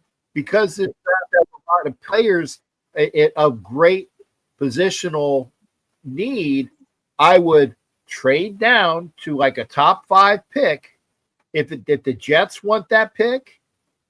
And I would say, okay, Jets, you want it this bad? I want to swap your ones, and I want another pick because they got a shit ton of picks this year, either this year or next year. And when they did the firehouse cleaning, because they were trying to position themselves to get that guy, I said, okay, New York Jets, if you want the number one pick, we swap ones. I'll take an extra one next year, right? I'll take that because then I'll have 2 ones in 2027 in the quarterback heavy draft. Because then you're playing with house money. If you go, what? I don't know. You don't know what quarterback heavy draft being next year. Or a year after this one. But here's the thing. Here's the thing, though. Here's the thing, though. I'm gonna tell people I know, and I say this with respect. That you are biased because you're from Indiana. But Mendoza did win the Heisman. I get it. Wait a second. He is. It does cloud. It does cloud because I would say that he is the best quarterback. He is the Heisman winner. He is 6'5". He's all that in a biscuit. But he's also from your home states. There's a lot of, he's mine. That's what I'm saying. Let's be clear then. Okay. I lived in Indiana for 21 years. I lived in Washington State in the military for 21 of my 25 years in the military. So does that make me a Huskies fan too? No, but you would be positive with more to that. Well, I would have because been there's that bias too. Been all over drafting Penix if that were the case. But the thing is, you're missing what I'm saying. I'm not saying we need to draft Mendoza. What I'm saying is, no matter what we do, if we get a quarterback in the first round, they don't need to be day one starters. We have to freaking do other things. And I get what you're saying with the Jets. But yes. The thing about it is we don't know who these people are yet. We know some of the folks that are going to be coming. Well, and that's why they have to. But the other thing is that is why I said we need to wait. We need to wait until Indianapolis when everybody's on the board. Wait, okay. for the combine. We need to wait for all of the combine to see first off who's out there. Right. We need to get their intangibles.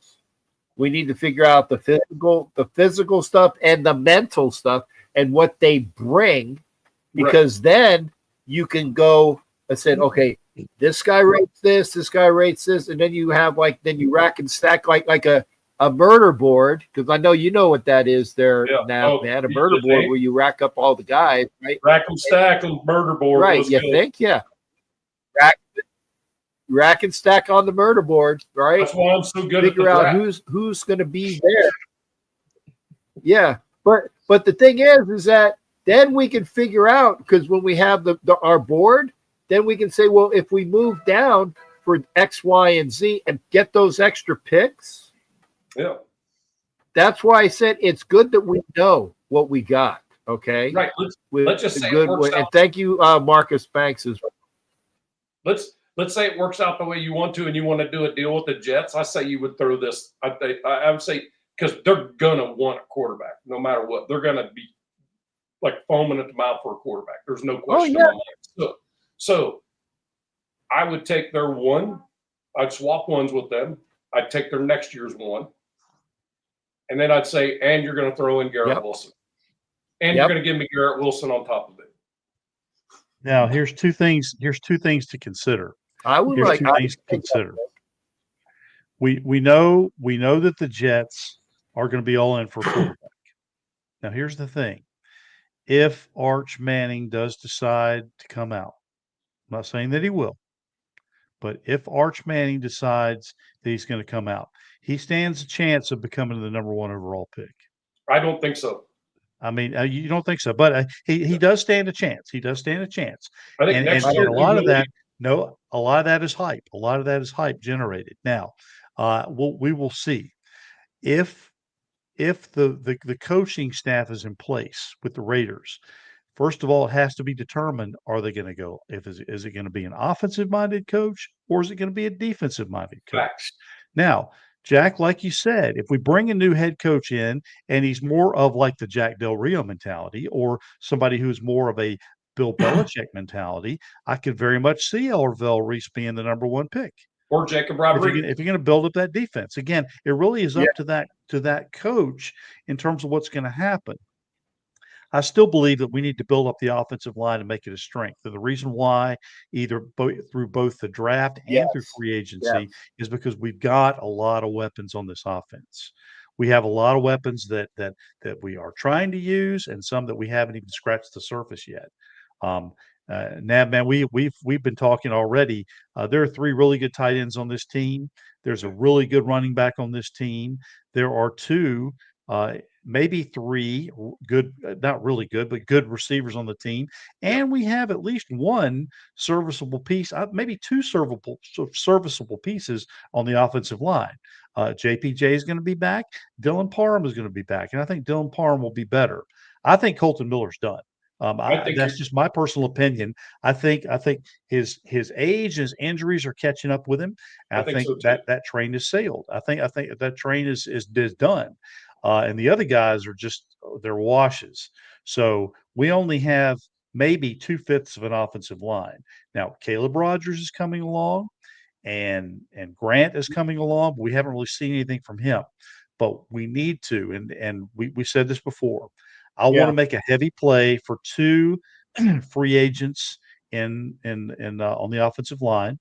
One is a Nussbaum from the Ravens, bring him in at center, and then move JPJ over to guard, where I think he's better anyway. So then that part you've got shored up. You've got JPJ at one guard, you've got Dylan Parham at the other guard, and Dylan Parham can be your backup center at that point, and you have Nussbaum there at the tackle. Then, or excuse me, at the center.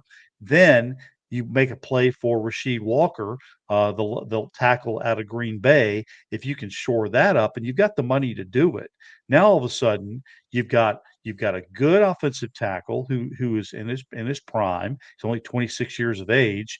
You've got another guy who's going to anchor your center. You've got two fairly young other offensive linemen, and you've got Caleb Rogers and Grant. Now, all of a sudden, what was a liability on your team is now a strength, and you can really start opening up holes to run, and you can open up those passing lanes. That's going to make everything a lot much easier.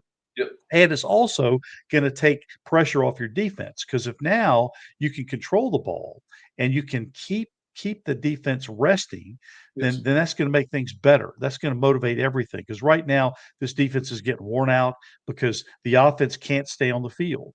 I mean, today was dreadful. 3 plays, minus 10 yards.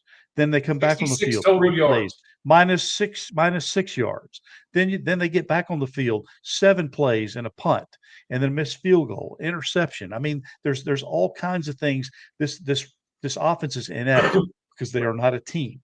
This is not team offense we're seeing. Right. But it depends on the coach. Yep. But again, and Jack and I talked about this before you came on, what my opinion has to happen is that when the season is over, Mark Davis needs to get up on the podium with John Spytek and say, look, this is the guy. We're going a new direction. I'm going to let him pick the head coach. And we are not going to fix this thing next year. It's not a 1-year fix. Need to announce to the nation, need to announce to everybody, this is a long-term rebuild. We can't convince the fan base we're doing 2 things at once. We can't rebuild and also say, oh, we're going to bring in a head coach who's got lots of experience and he's going to win us 8 or 9 games next year. And we might be right on the verge of making the playoffs. Let's not sell Raider Nation a bunch of fool's gold. Let's tell it what it is. We have some pieces in place, but we don't have a team. Right, Tom. This is not a team. Tom, if I may, adamantly agree with you on this deal, but I think the thing about it is all the money that was saved where it could have been spent to win now, it wasn't. So exactly. Something in my mind tells me overall that is the actual intent in the offseason is to build that O-line in free agency so that we can have more options going into the draft. And whoever that head coach is doesn't affect that money. That's out of Mark Davis's pocket, right? So all rational thought to me tells me that's the reason we have all this money. Is that the intent was not to win this season at all from the front office. And that's why they were freaking doing low-end 1-year deals. And maybe possibly we hit on somebody that's got something to prove, Jeremy Chen wasn't terrible to pick up, but he just can't play his normal position because they need him to do more on defense. So, I mean, but it's one of those where 2 things are gonna be the major factors. Is our head coach going to be a defensive-minded one or an offensive-minded one? And that needs to happen pretty damn quick right off the get-go so we know where we're headed.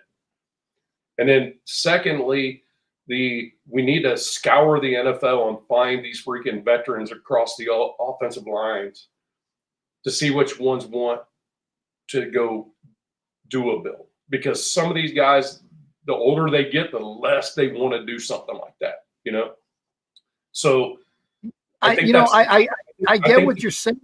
I just think the key is we have to have as much in place prior to the draft as we can, or we're just going to be freaking shooting from the hip. And that's where I agree with Tom on this. Well, yeah. Well, now, and I get what you're saying on that, but it's like the kid from the center from Baltimore is 25 years old. Well, I agree. I'm not 25.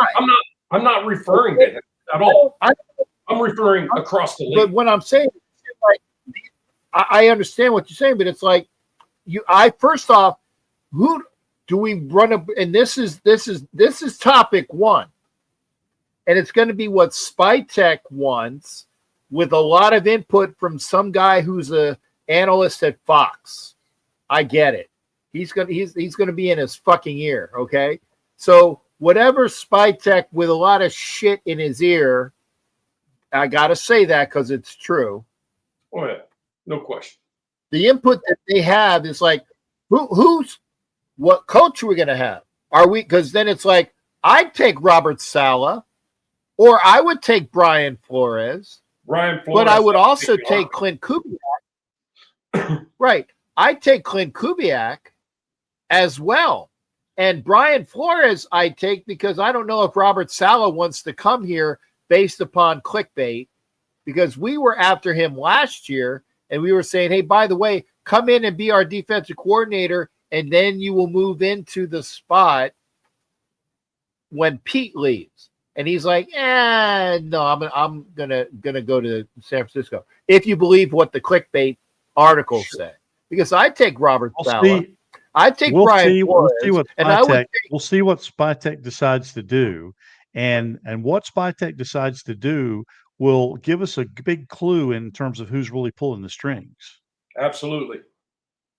Hey, Jack, can you put me in the backstage real quick? I got some couple honeydew things I got to do real quick, and if you guys are still on, I'll be more than happy to pop back on. Yeah, well, actually, I need to jump out as well, okay, Jack. So I'm gonna part ways as well. But again, I was glad being on with everybody. We have 3 more games to go. Not hopeful about next week, but we'll see. Let's keep seeing those young guys play. Let's try to see as much as we can who is going to be on the team next year, who's on the team this year. I wouldn't even mind seeing them bring Cam Miller up off the practice squad. Let's give him some burn. Let's see what he's going to do. Let's see what he's capable of doing. Hey Tom, let's unleash the beast. Even though he doesn't know what he's doing, let's just unleash the beast and let him destroy some people. Let's let Tossie freaking go play. Thank you. I mean, I want to see Locky fucking Tossie. Go kill this guy. Listen, Tossie. Listen, and here's the other thing. Like put Tossie in there, and here's the other thing. Move person. Sit Genty down and tell him we don't want you to get injured. Put Pegues in the backfield. Fuck yeah. Put Pegues in the backfield and let him run the ball up the middle every game. Yeah, Fridge, let him run the game. Let him give him 20 touches during the game. Hey, I got to roll. That's our first Tom, push. It's always a pleasure, brother. Else. All right, listen, guys, it's been great being on with you. All right, now, man, I'm going to put you in the back. I'll put you in the back. Go ahead. Jack, go ahead, Fester.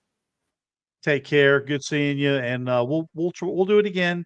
Want to wish happy holidays early to everybody, and we'll look forward to getting again real soon. 3 games left. Raider Nation, hang in there. Things are going to get better. We're not giving up. We're just trying to logic our way through to see what the next steps are going to be. But you see this, Raiders, we're right there. We're not going anywhere. We are not going anywhere. We can be pissed, but we're still Raiders. Gotcha. All right. Hey, thanks there, Fester. Remember, Raider Fester here. Got it, brother. Showing the bulb. That's Raider Fester. Always here, always available for us. And remember, Tom T3 has his stuff on YouTube and his other socials as well. So make sure you check it out. T3 Sports Guy on YouTube. Yeah. Right. Later, guys. Get that banner off. There you go. I'm going to remove the banner if I can. If I can find where the fucking banner is. There you go. That's all right. There you go. There we go. Yeah. All right. Thanks. Take care, everybody. We'll talk to you soon. All right. Thanks. I thank you there. So, Navman might be coming back later. Cool. Positives to Raider Fester. I'll show the other thing again. Remember, if watching on Facebook, come over to YouTube. If you're watching anywhere else, because I know I'm showing this on X, I'm also showing this on Navman's YouTube. Come into the show. We got a lot of people. That we can show up, and I'll get the guys. Okay, what if PC stays one more year? PC. Who's PC?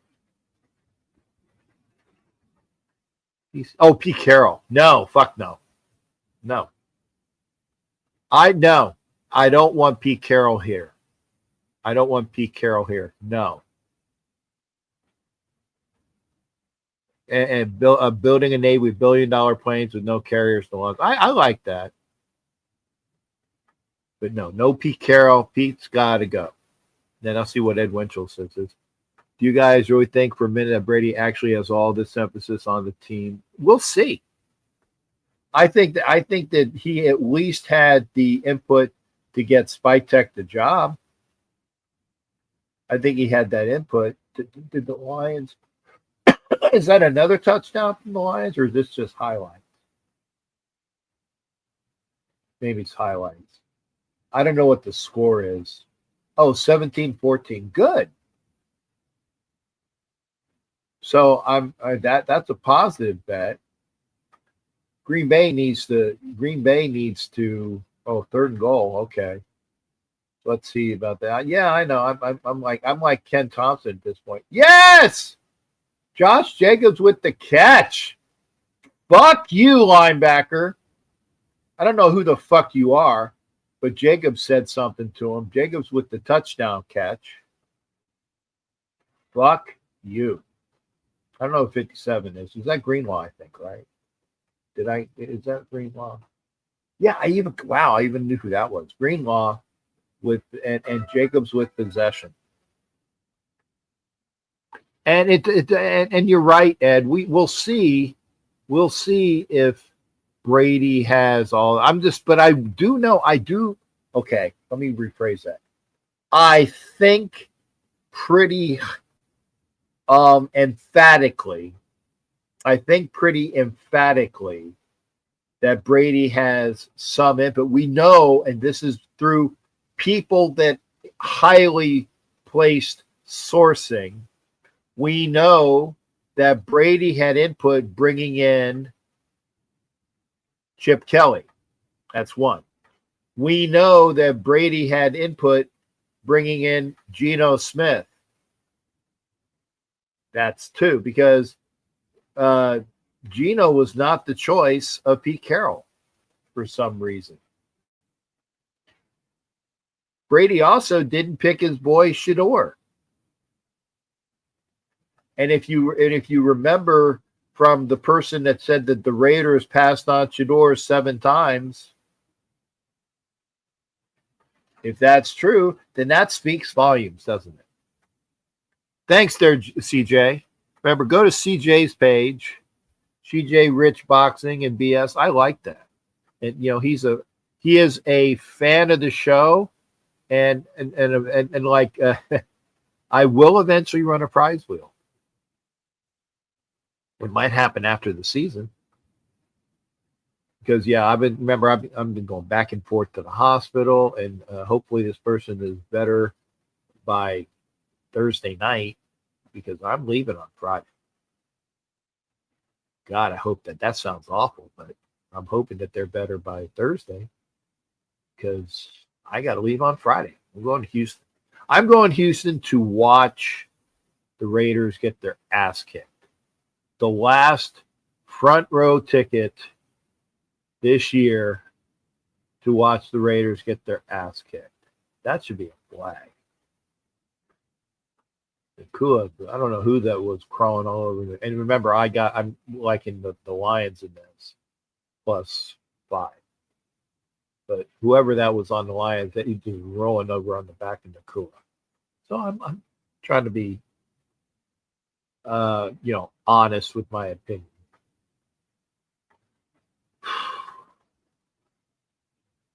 It's all about the money now.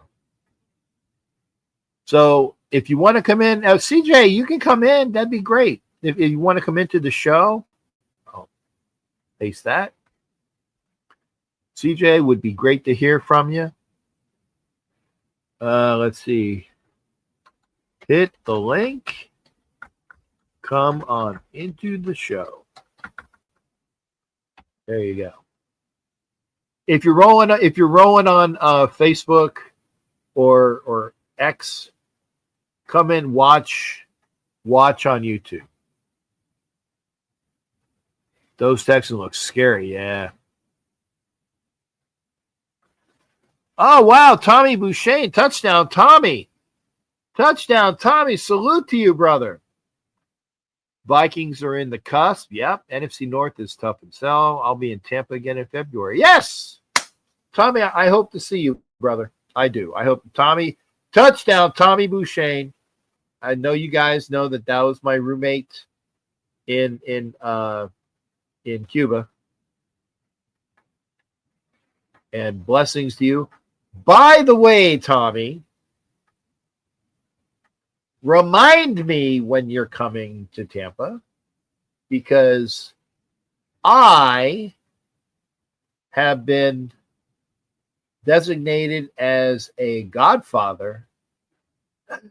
I'm godfather to his latest born. I'm the godfather. My best Italian mobster thing. I like to make sure I get something to my godson. Oh, okay. CJ's got, okay. I get that. I get that, CJ. So yeah, but I wanted to make sure that you had some gloss. Thank you for your positive. Tommy, touchdown Tommy Bouchane, my roommate in Cuba. Tommy, I just I think like Captain Jack the God. Yeah, I'm Godfather. Godfather Captain Jack. We're just Godfather Jack. Jack's not as Italian-y. I know that's not a word. It's not as how you say linguistically acceptable. You know, it's Tony or Vito or Godfather Carlucci. You know, actually that's Father Guido Sarducci. You know, Sarducci, Carlucci. It's it's like that. But thank you. And Tommy's a great guy. I want to make sure I get something from my godson, who was born 6 months ago. Oh my God! Come on! Oh, and you can't even tackle him. Are you kidding me? Are you kidding me? I got Green Bay to win. Oh, 7 months old. Big kid. Tommy, we were talking about the first pick in the draft. What's up? Hey, Cap YC. Who is Cap YC? I know. I think I know you, Cap YC. I won money on the Chargers beating the Chiefs. I won money on the Bills beating the Patriots. I lost on my Raiders covering 11.5. I was just stupid. They looked like ass today. And then we're not going to see. Is that tonight? Watching Seattle and Indianapolis? Is that tonight or is that on now? I don't remember what the game is tonight. And yeah, Tommy, here's the thing. If we lose to the Giants, I think we're locked in. If we lose to the Giants. And then if we lose to the Giants, and even if we beat the Chiefs, I think we're locked in. That's good. So, and it's also at 7 hours ahead. So it's 5, 6. It's almost midnight. Bird's going to pull an upset on Seattle? No, I don't think so. Colts up 6-3. Oh, okay. And so that's on now. Tommy, you got time? Hit the link, man. I like to. If you can come in, you can come in. I don't know, people. If you remember Touchdown Tommy, which I gave him that because it was like Touchdown Tommy Kramer. But come on, man, Green Bay, my God. Shalom. There you go. Shalom to you, Bishop. Shalom to you, God. You're down. You guys saying he's not down. First and goal, 2 minutes. Come on, Green Bay. Yeah, 10:30. Come on. Tell Lizzie. Lizzie's his wife. Tell Lizzie you got to come in. Oh, yeah, come in for a second if you can. Hit the link. Hit the link. They say we won no matter what. I don't know, Bish. I hope you are correct. If that's true, Cowboys are playing the Vikings tonight. Thanks, Jack. See, Jack has the number. Jack has the Godfather. Jack, questa feste. Questa feste. That's Jack. Is that Italian? Are you Italian? Vikings, the Cowboys. Hi, Willie Wayne. They say we know no matter what. I hope. I hope. Okay. Now I'm not always right. But I'm pretty close. Whenever I see a name, first or last, I see people with first names like that, and I know if they're like I will talk to them in Arabic, like I'll say, shukran, to say thank you. There you go. Yes, I'm Italian. See, I'm right most of the time.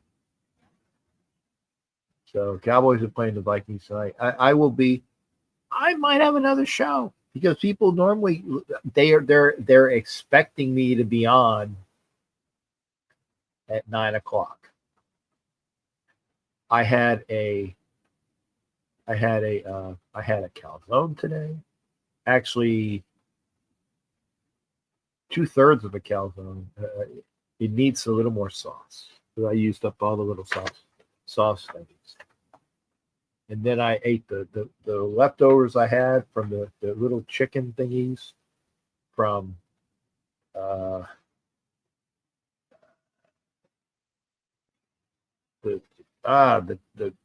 Fireball chicken wraps at the steak place. I had half of them last night, or actually 1/3 of them last night. I had the other half today. I had half of the shrimp from Hooters, so I ate that today. It was good. Come on, Detroit. Yeah. Detroit pick's looking really good. The Green Bay pick, I'm hoping. Be good to get that one in too. But yeah, I was stupid.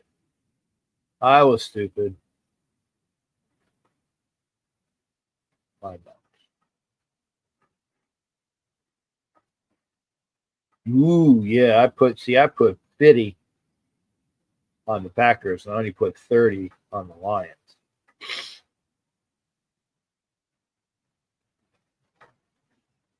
No, I'm not going to early cash out on the Lions.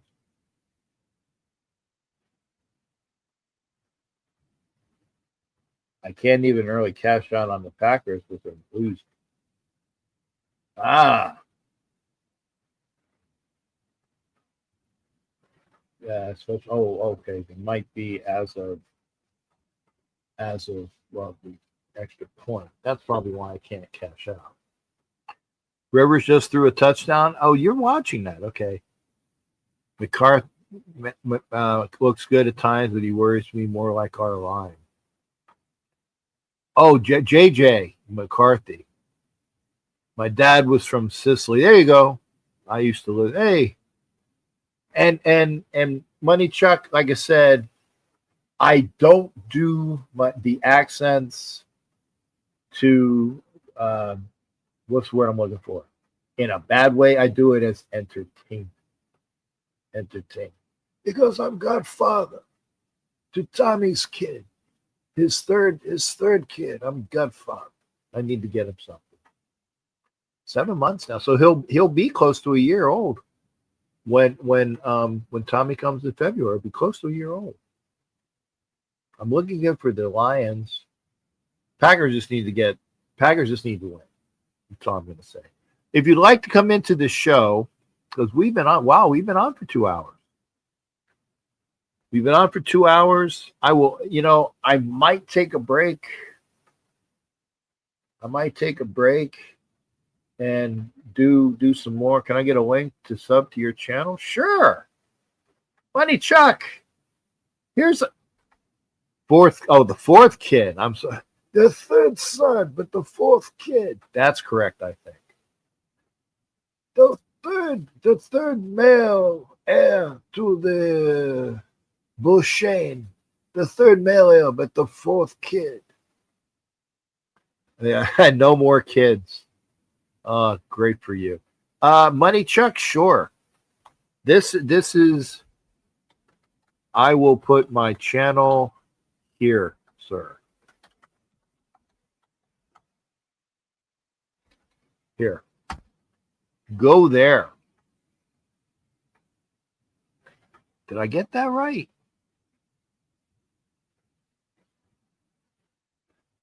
Oh, yes. Here, I got to show it. Yeah, I was saying because Money Chuck is on. Tell yeah, boy. Jameson Williams for the touchdown. 23-14, boy. Yes.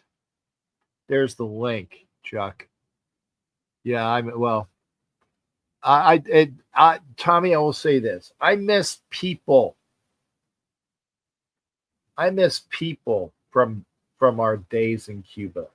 I miss coworkers. I don't miss the fucking work anymore, brother. Don't miss shit. Don't miss shit anymore. Oh, did you fuck up? I think they fucked up. I don't know why. Did they have to bring it out? I think the special team. Oh my God. The special teams coach for the Green Bay Packers. Pardon me for sounding like a foghorn. None other than Rich Bisaccia was just on screen. All you Raider fans know who the hell Rich Bisaccia was. He was just on screen.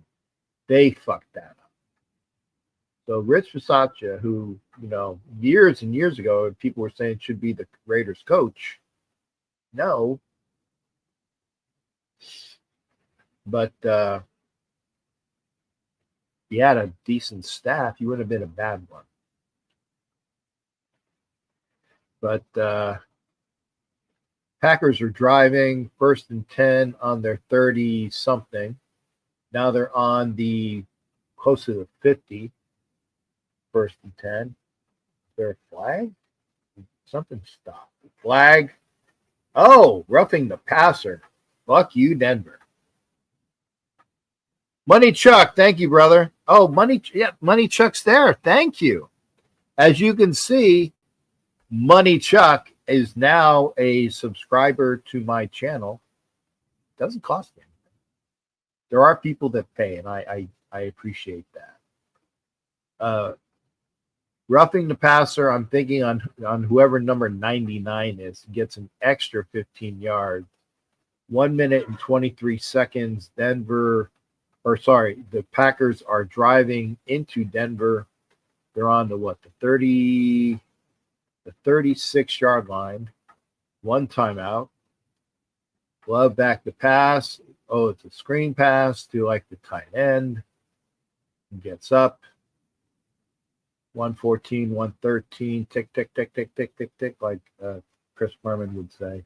And thank you there, Money Chuck. Money Chuck came over from Navman's channel. So, runs into a fucking stone wall like Jackson. I don't know who that was, but he was running, all of a sudden he was on his ass. Boom! Anyway, if you would like to come into the show, I'll be here for a little bit. I might have to do another show again. But hit the link. Hit the link on Stream. Hit the link on StreamYard. Come into the show. Talk about what you want to talk about. Tommy is going to bed. Oh, nice. First down for Green Bay. 17 seconds. I get, was there either a timeout or a penalty? 17 seconds left. Timeout, Green Bay. Guess that was their last one. Yep, last timeout. Do I go to the, Tommy, I haven't been to the movies in a while. I will say the last movie, wow. The last movie I remember seeing was the new West Side Story, like 3 years ago. And you know who I went to the movies with.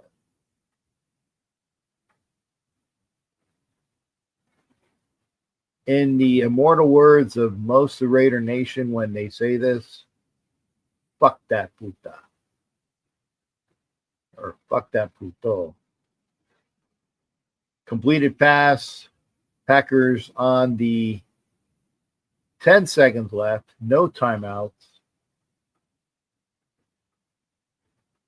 And yeah, I do miss the free films too. I do like Jordan Love. He's more consistent than most of our Vikings. Yes, he is. Green Bay with 10 seconds left, no timeouts. Wow. Okay, on the 16 and a half. Wow, no timeouts. Ooh, you better get out of bounds. Love goes back to pass. Throws it out. Yeah, 5 seconds. So Green Bay goes for the chip shot field goal. I guess if somebody was open. Yeah. You know who I went to the movies with. Fuck that puta.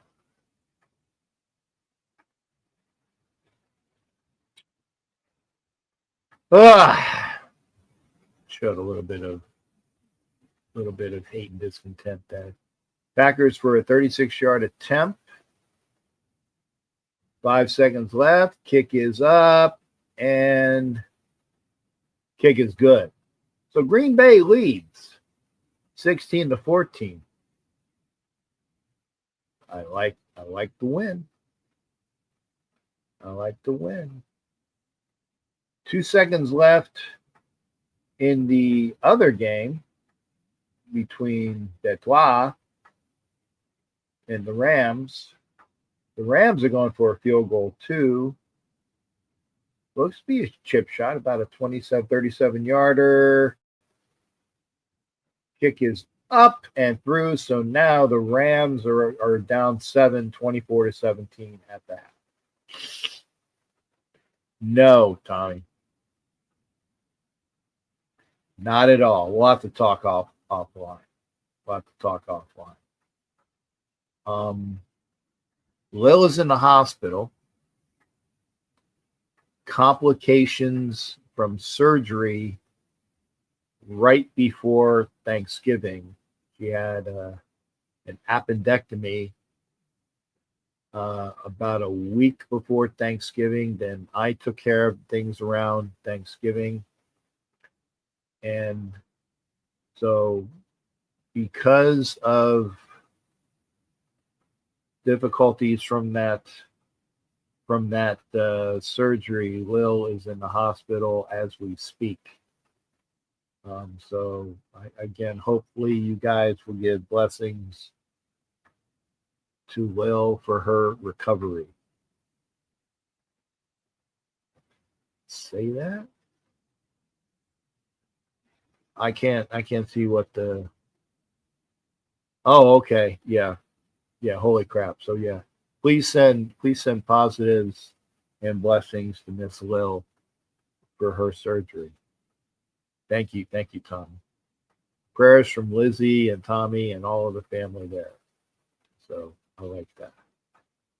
And by the way, Lil is not the same person that I would say fuck that puta to. Just saying. Tommy knows all these people.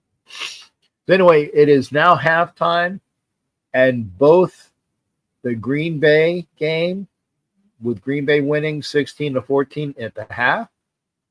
The Lions winning by 7 at the half. So if you want to come into the show, if I'm gonna put it up one more time, Tommy, if you like to, you can hit me up on. You can call me on WhatsApp, right? You can call me on WhatsApp. If I'm going to put up the link one more time, putting up the link. If you want to come into the show,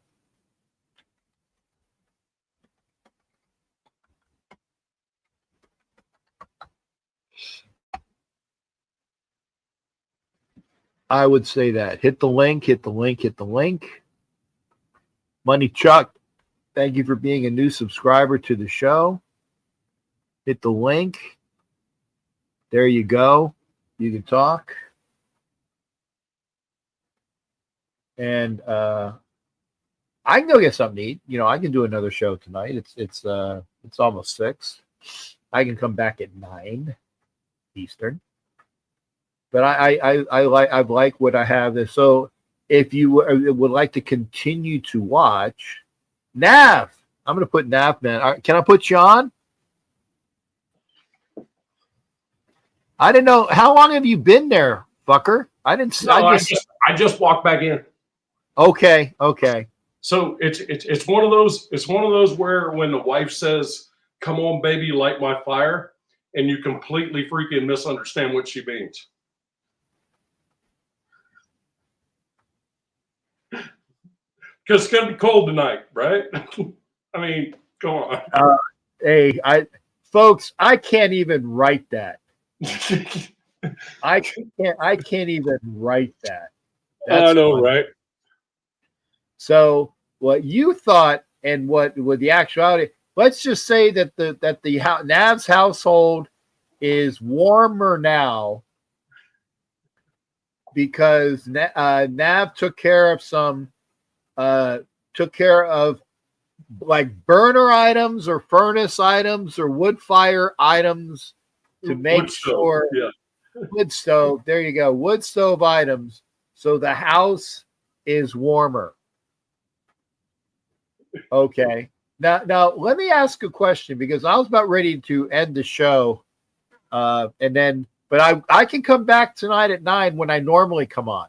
Okay. Would you be able to do that too? Because I like when you come on because then, and I would say this, by the way, selfishly, I get your audience as well, but I'm going to do this.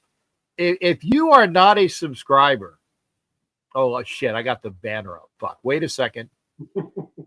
If you are not a subscriber to there it is. I gotta put myself over here. I'm going to get this squared away. Fuck, move, bitch. Move, bitch. Sorry, get out the way. Get out the way. No, not you. The fucking. There you go. See, I was trying to move. Move, bitch. Get out the. That is who you need to subscribe to. Raider Nation family, if I'm not mistaken, correct? Raider Shield family. Fuck. Yeah, damn it! You fuck it up every time. It's okay. It's no big deal. They know. Okay. But if you are watching, if you go to watching right there, where it says Nabman 93 Raider, if they look up at 93 Nabman, they'll see IG, they'll see all that stuff, and that'll direct them right to it. 93 at 93 Nab. At 93 Nabman. Okay. Then put it on your thing next time. Put it on my what? But, like I said, I'm using the home computer, so nothing's saved. So I'm having to update everything. Okay, I'm just saying I want to make sure if you are watching, because Geomex just put out a comment. Okay, and if you are on my channel and you're not a member of Navman's YouTube, because he does shows too. And if you like my entertainment and if you like his entertainment more, that's fine. I don't take offense to that. But if you like his shit, and he does longer shows, it's kind of different thing. It's all free. And then when we come back, I'm gonna have a special surprise. Oh, I need to unmirror my stuff too. Hold on. Oh, I saw that. It was dad jokes. Yeah, that came up. Emergency. Yeah. They're emergency dad jokes. Is that toilet paper? Behind me? Yeah, we just went to the freaking. No. The dad jokes look like toilet. Oh, no, it's a 10. It's in a 10. Oh, so, okay. Here, let's and it's like, and they're like coasters, right? Oh, like okay, that's for a bar. You can't see my bar back here. That I built the bar myself because it has all this like wholesale club stuff. We went shopping, so it's all stacked down here right now. But here, like for example, what happens if you boil a funny bone? If you boil a funny bone, what happens if you boil a funny bone? I don't know, sir. What happens if you boil a funny bone? You get a laughing stock. Oh, okay. Yeah, it took me. That's so when we come back, we'll do some dad jokes. I like that. It did take me a little bit because I'm like, they all do. That's my third one. My daughter sent them to me. That's like the third one I read. So it's freaking hilarious. Well, I like that. I'm just saying, if you're watching the show and it's almost it's 6 o'clock, so I will do another show in 3 hours. My normal slot. 9 Eastern time. 9 Eastern, 6 Pacific. Like the girl, the stupid chick. No, right. It was 6 Pacific. See all this right here? Yeah. That's all Christmas for the wife. It's like my entire bar. Wow. Yeah. She's spoiled rotten, bro. What else can I say? I got you. I will. But spoiled on shit like this here. Hopefully she doesn't rewatch this, but spoiled on because she's an outdoors person, right? Spoiled on this kind of shit here. Oh, that's like a knife thing, right? Yeah, I got it. Multi-tool with a freaking hardened case. Because she does a lot of hiking in the mountains and stuff like that, and she got to have all the survival gear. Plus tools that are all in one type stuff. So so that kind of stuff. Don't tell Nat, man. She's not going to hear me. Okay, good. Down here in the basement, you can't hear anything upstairs. Okay, good, but don't tell Navman's wife what she's getting for Christmas. And she doesn't watch the show because she has to look at me in real life. She doesn't want to take time to look at me again. You know what I'm saying? I mean, it's been 32 years. She's probably sick of it. Yeah. So. and you get a positive from Ed Winchell. Smart man showers his wife with many gifts to be a happy man. And it's not just a Christmas thing either. It's just yeah. Every now and then, hey, look, people always ask me, "What's your key to success?"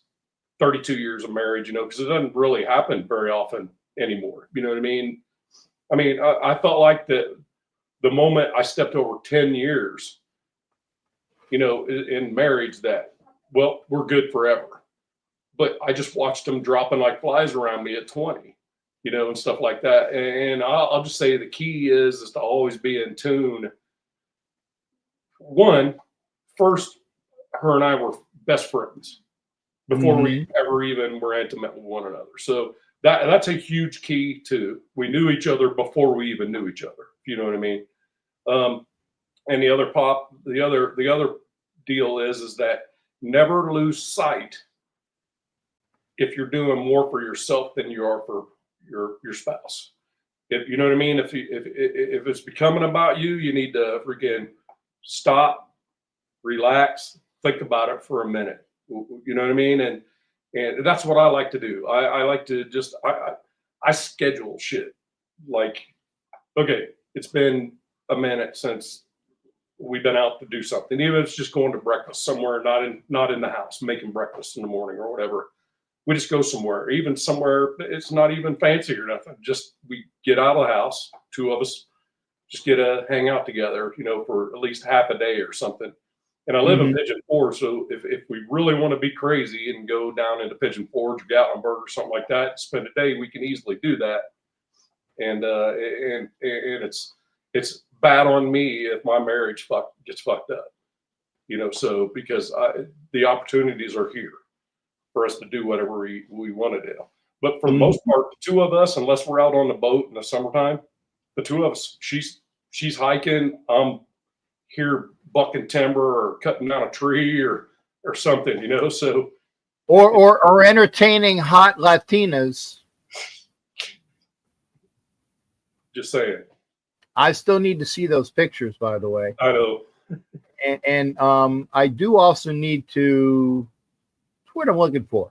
I need to take some time to work to the sub. Was it the sublet or sub? Be like a what do you call a guy that it doesn't know shit, and he's like a novice. He's a apprentice.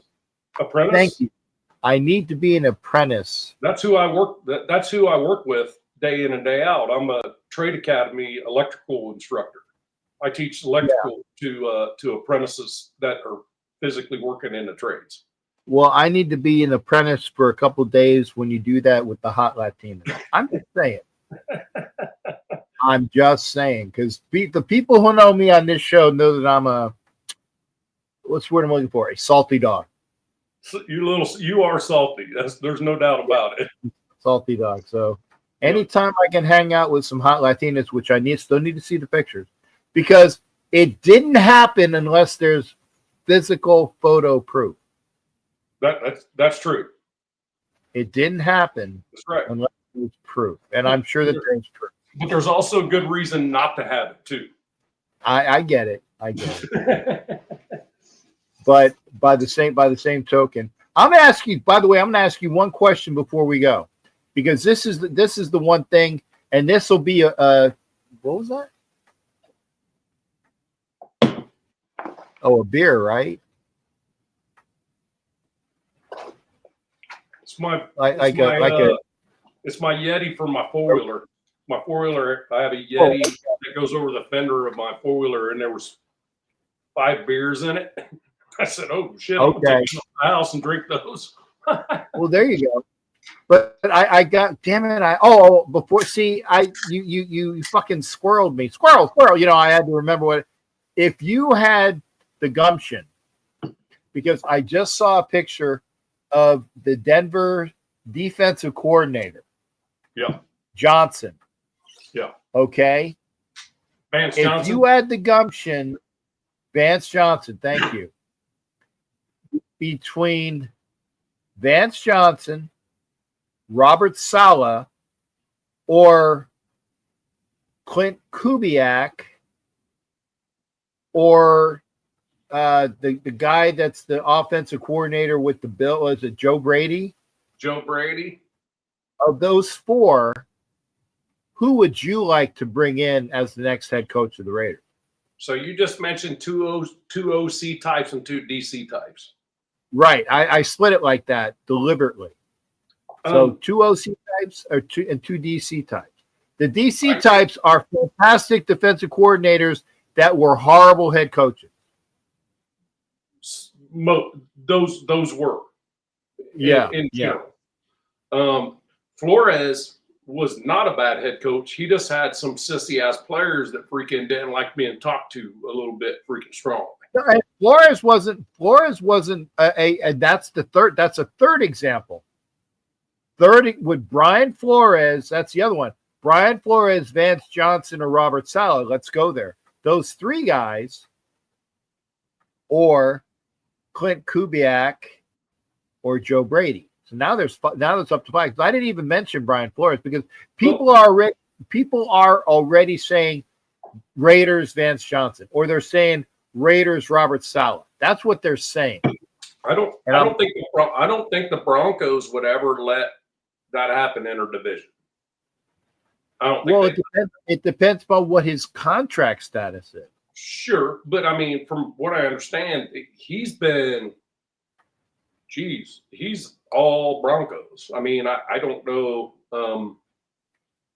So I don't know that. I would say I would exclude Vance Johnson. The reason why is this. Look at his freaking roster. I could do that. Surtain, freaking Benito, all these freaking dudes. Their defensive lines are freaking stacked. It's probably talent-wise the best freaking defense in the NFL. Talent as a whole, all the way around. Right. So I'm not going to give them a whole lot of credit for that.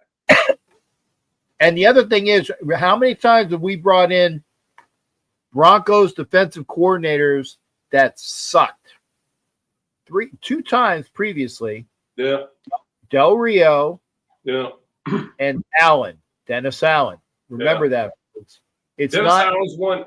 Dennis Allen's one. It'll be a DC, a good DC in the NFL for a very long time, but he just won't be a head coach again. I'll never see him as a head coach again. He's failed miserably 3 times as a head coach, and most people don't get a third try. He did. So, yeah. I mean, but Flores, I think the Raiders players also need a freaking hard-nosed bastard to freaking say, no, it's not about you. You know what I mean? It's about the team. Talk to them any way they want. He wants to talk to them. They're getting paid to listen to silly shit like that. I don't know where they think they have the right to freaking think that this shit's a democracy. It's not. And Flores has been in trouble 2 different places for that very fucking reason. Mm-hmm. And he got fired as head coach, I believe, in Miami for that very reason, that his players freaking hated the way they talked to him, that he talked to them. Well, fuck you. I don't care. Yeah. How you think I talk to you? You're getting paid millions of dollars to play a game and you're sucking at it, and I'm telling you how bad you suck. You need to get better. I hate that pussy attitude. So to be honest with you, if we were to bring in a defensive head coach, I think Brian Flores would be the guy. Or if you want to go like mega young and the up and comer type, Chris Shula. But I think we need an offensive minded head coach to get started. I think. Okay. Okay. By the way, By the way, X-Raider. I keep saying this in a good way. Josh Jacobs just scored a long running touchdown, so the Packers are beating the Donkeys and solidifying that pick. Meanwhile, what do you think about what Grandpa Rivers is doing to these freaking Seahawks? I don't have that. That's not a game that I have. He threw a touchdown pass and it was a fucking laser. Laser. Downs. Threw it to Downs. Yeah. Freaking a laser. It was a laser beam. I mean, that's what I figured. The one thing that he was still going to have was an arm, because he always had an arm. Yeah, but you know who else has an arm and was throwing dimes? Fucking Jeff George. I saw the video. Did you see that? I did. Just a little while ago.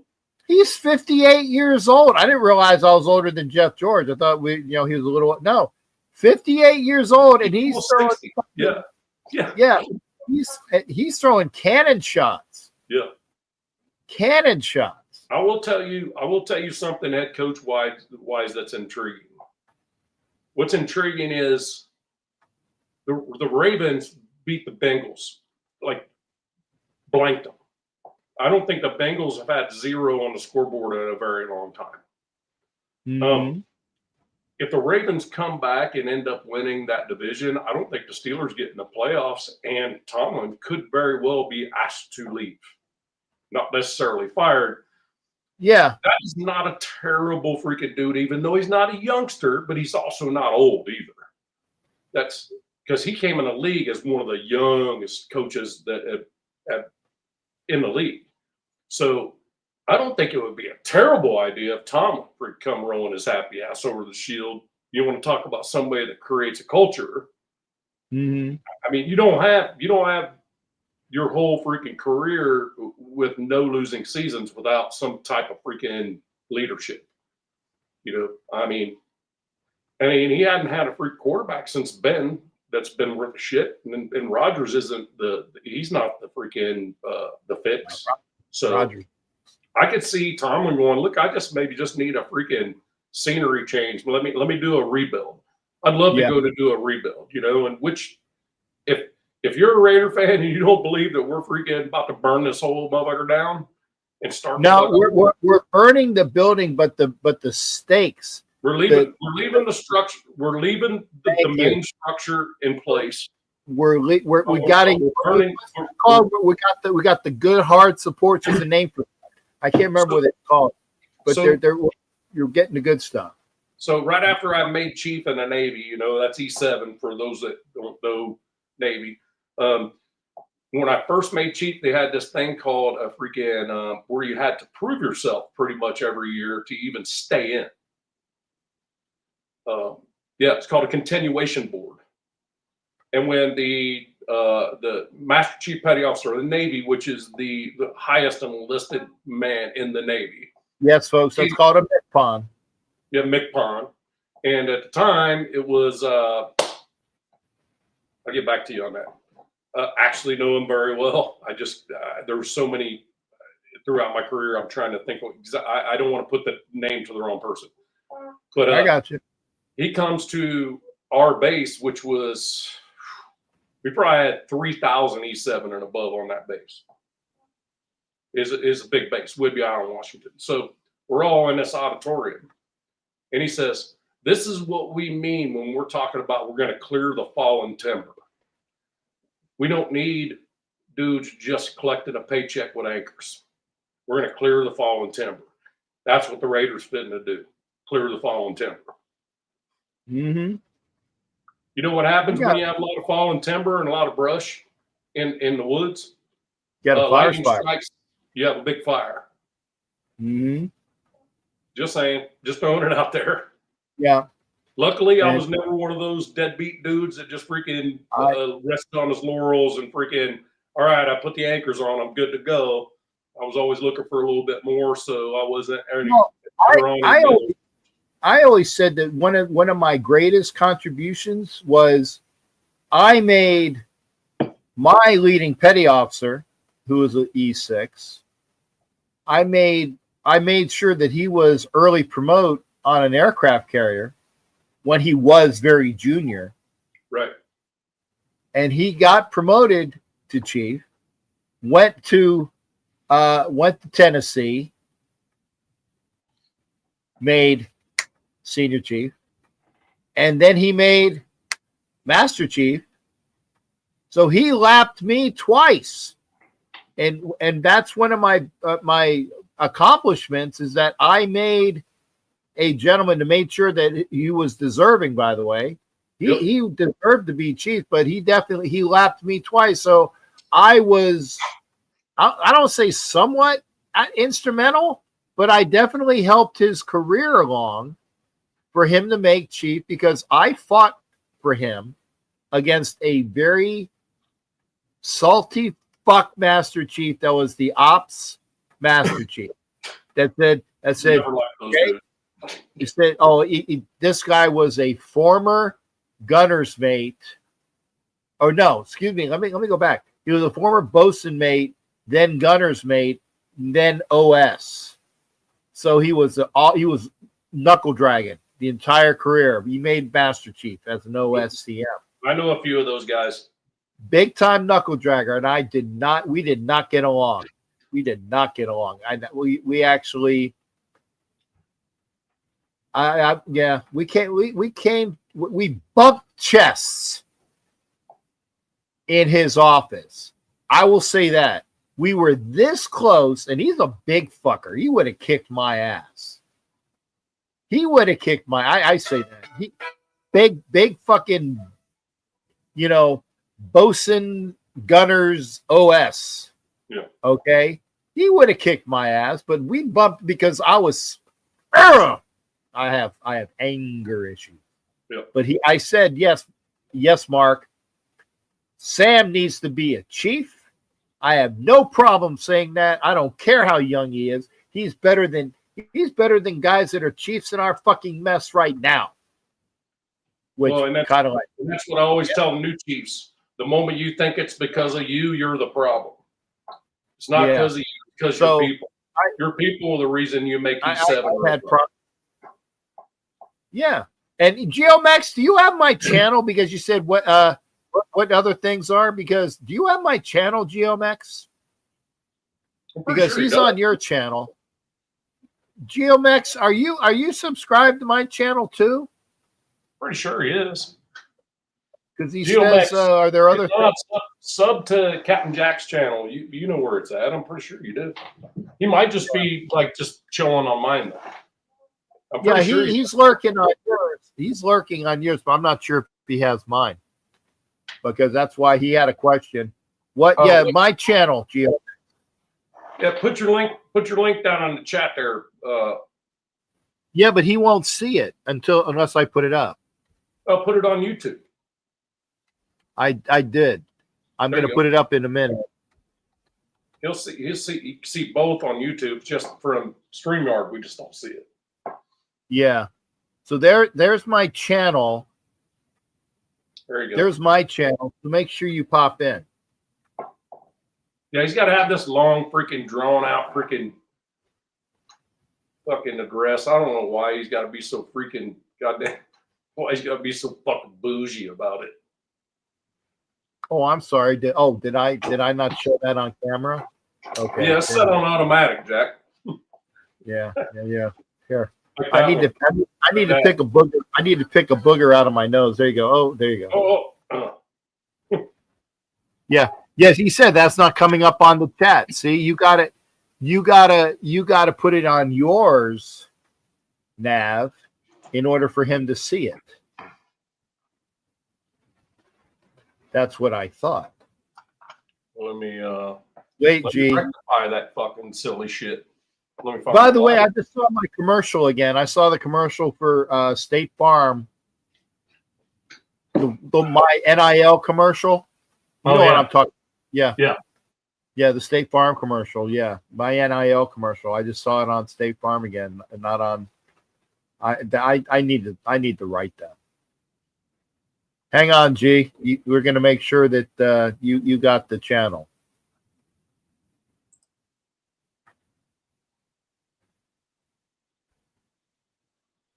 Should see that. Well, if it's in your, you got to actually put it in the chat so that it's on your side. I did. I copied it there. Okay. That's bullshit. It shouldn't be like that. So, I mean, I get it that StreamYard, when you put it in the chat section, I get that thing would be a thing. But here's what it is. You can't put a link in my chat because you're not a mod on mine.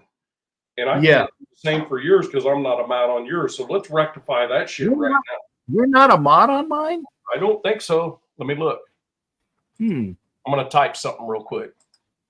Okay. Nope, I'm not. Yes, I don't see anything. Let me change this real quick. Hey,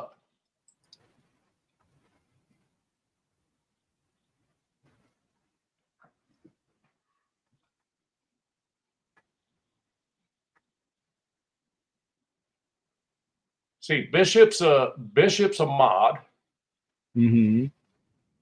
on the live chat, and that must be from your side because I don't recognize him on mine. Yeah. Yeah, I'm showing at 93 Davman. I don't have a wrench next to my name. Okay, I need to. Well, you know what? I need to. Oh, okay. You put it on the channel. I got to put it over. I got to go to my YouTube. Let me go to my YouTube. Right. That's the thing. You won't be able to. If it just won't show up on my channel if you put a link in, unless you're a mod. Okay. Yeah, I'm gonna put. I'm making my YouTube channel. I'm going to it now. I'm only doing in StreamYard. Okay. So hitting that. That's live. Oh, it's only 7 people are watching on my channel. So most of these people are watching on your channel. I don't know. Okay. Let's see. Okay, I'm looking for the chat. You managing Monica support your managing moderator. Okay, yeah. Introduce managing moderators. He's used the same type as standard moderators from addition. Okay. Well, I can learn more. I don't have any on my side right now. I need to. Yeah, I don't see you have that I can make you a moderator for. No, you're gonna have to go back after it's over with, rewatch it, and then any comment that I made on YouTube on the chat, you can click on it and make me a mod. You can't do it. Yeah, right but now. see, I'm looking. Oh, I can't. Okay, because I was gonna say I was looking for your comments. I can't see it. You actually have to go back in the YouTube chat, click on the name, then you can make them a mod. And I'm gonna have to do the same with you, and I'm gonna do it right after we're done here, real quick. Okay, because I was showing my. Yeah, I was looking in at the YouTube chat, and I didn't see anything that you did, so that's why. Did you put that in the thing? Okay. Yeah. So when you I'll do that. Go back to your YouTube chat before we leave here, just type in there Nadman mod me or something. That way I have something to click on and make you a mod. Just for the YouTube stream. Okay, just, let's see here. In the YouTube stream. Mod me. Okay, so that I did it on YouTube. Yep. Let's see if that. Yep, I see it. Yeah, that went on. Okay. So you see it? Yep. But okay, good. I'm gonna have to do it. Okay, as long as you see it, because when I hit, I have to do it after we're done, though. That's the thing. Okay. Like I said, okay. I'm okay, that's cool because I'm literally using a dinosaur computer. Now granted, it's a Power Mac, which is a great computer. Don't get me wrong, but it's so old. I cannot. Cool, Kev. You wait a second. I'll take care of that right now. Yeah, I can't update anything on this computer anymore. It's maxed out, and it's been that way for 5 years. So I'm surprised it's actually even streaming. So I'm just pretty happy about it. Okay, Kev, you are cool, Kev. You are a moderator. I just made you a moderator. So I thought you were a long time ago. So there you go. Let me see. When I type in here, I should know. Yeah, I just said I'm not a mod either. I just made him a moderator. Yep, I see it. I just can't do it from here because I'm streaming against yours. I have to wait till it's done, and then I have to go back into video and do it on the live chat or the chat replay. Because Gio, I'll have to. I'm going to see the. Okay. Well, shit. Wait a second. I can do yours now. No, you already did that. And what I'm saying is, to make you a mod, I have to wait for the replay. Put it in chat replay because you are the one that's primary on there. Yeah, but I just a mod on my channel. Yeah, but I made you a moderator on my channel. No, you're good. I see it. Yeah, I was gonna say I just made you a moderator on my channel because I clicked the 3 buttons. Right, but I can't do it because you were streaming. I'm streaming to you, so I can't do it until we're done. I have to go back to video and do it in live chat replay. Click on it, make you a mod. Okay. I found it out in a weird way. Hell, a year ago or something, and I'm like, why can't I do this? It's because we're streaming together. Whoever started the stream, I can't do anything in that stream. I can only do it after the fact. Well, I got Cool Kev there, Gio. Yeah, and Nav needs to get off and get on Cap's chat. That's probably it because I did it. I did it. The moderator. I did it. The moderator from the live chat. So you're a moderator on mine now. Yeah. Kev, I know what you're saying, but it doesn't work. I mean, I can go make him a mod, but it's not gonna. It won't stay until it'll only stay for this stream. It won't stay in perpetuity. So if I wait till we're done, then go to my own, which that's what I've been using. Go to my own, then click it after it's done, then it stays in perpetuity until I shut it off or he chooses to not be one. So it's just it's one of those where the guy that starts the stream, it's the priority. You just can't do it while you're streaming live. Geo, yes, there is a live feed. I'm on it right now. Right. This is the one. Yeah. Yeah, this is the feed, Geo. So here. You'd actually have to you'd have to stop what you're watching, hit the link, and then you'd see that you would be on. So that's how you overtax this old dinosaur computer either. I'm just saying, Geo, this is the live feed. You're on the live feed. You just got to stop what you're watching and then hit my channel and then come on that way. It's okay. Just as long as you hit the channel later on. Oh, I saw Devontae Adams with not one, but now 2 first down catches. Something that I probably have not seen him do in ages. Yeah, there you go. GeoMex is on. See, I can show you. Yeah, you're in there now. You're in here now. You got it, Geo. You're in here now. Yeah. So there you go. So I got the. Yep, I see you on the other one too. So yeah, you're in here. You are on my channel now. So you don't have any chains. You're not a chain person. My new username is dial-up internet. That's kind of what I feel like I'm working with right here. but it's working, and I'm pretty happy about that actually.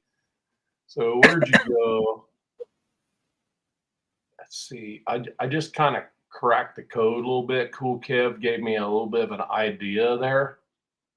I can't find you on my side though. Where'd I go?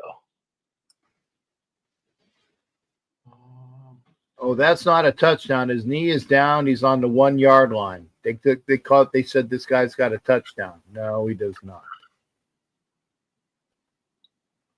Yeah, Geo, I'll throw that one in there too. I don't know who had the catch, if it was Nakua or whoever, but his knee is down at the 1 yard line. That is not a touchdown. Whoever that is, he's like a tight end, 84.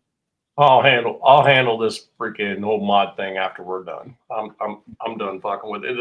I don't want this computer just to go freaking, all right, oh man, you freaking just used me up in one session. I was gonna say it because I'm gonna come back later on at 9 o'clock anyway. So if you got nothing else to do, folks, I will be back on at 9 o'clock. I'm gonna go get something to eat again. Ah, right on. So we will continue talking about the bullshit that we saw today with the Rifters, and we'll have it ready for you. And we'll actually, and Navman will do some old man jokes. Dad jokes. Oh, dad old man say, oh yeah. dad old man dad jokes. How's that? So do you read that straight? Because it's mirrored to me. Yeah, no, I see it says emergency dad jokes. Right, but it's not backwards, right? No, I can read that. It's straight. It's backwards to me, though. It's straight. Like looking at that's why you put your name as B.O.B. Right, and that's why dad also, right. Yeah. Anyway, if it looks right to you guys, I don't give a shit. I'll be all right with it. Why the fuck did they give him a touchdown? Did you see that up there? You were talking about aircraft carriers. See that behind me? Yeah, I saw it. Yeah, that one lights up. It's way cool. Which one's that? I'll turn that one on so you can see it. It actually has the freaking landing lights. It looks 3D. Oh, okay. Really cool. Well, I noticed for Army Navy yesterday, I saw the skipper of the Ike. I'm like, yes, that's my ship, the Ike. Yeah, she's about done. She's just about done. Yeah. Well, she went. Remember when I was in the yards for her extension? Okay. Which one? That was the yard period. Well, I was still in the Navy at the time. That was before we dropped 9/11. So that was the 2000 yard period, like 2001. So it's been about 25 years. Yeah, that's been the yard. That's did 2 yard periods at least since then, and a refuel. So yeah. Yep. No, that was the Recore. That was the Ike Recore. Yep. Yeah, that was the Ike Recore. Well, enough of this.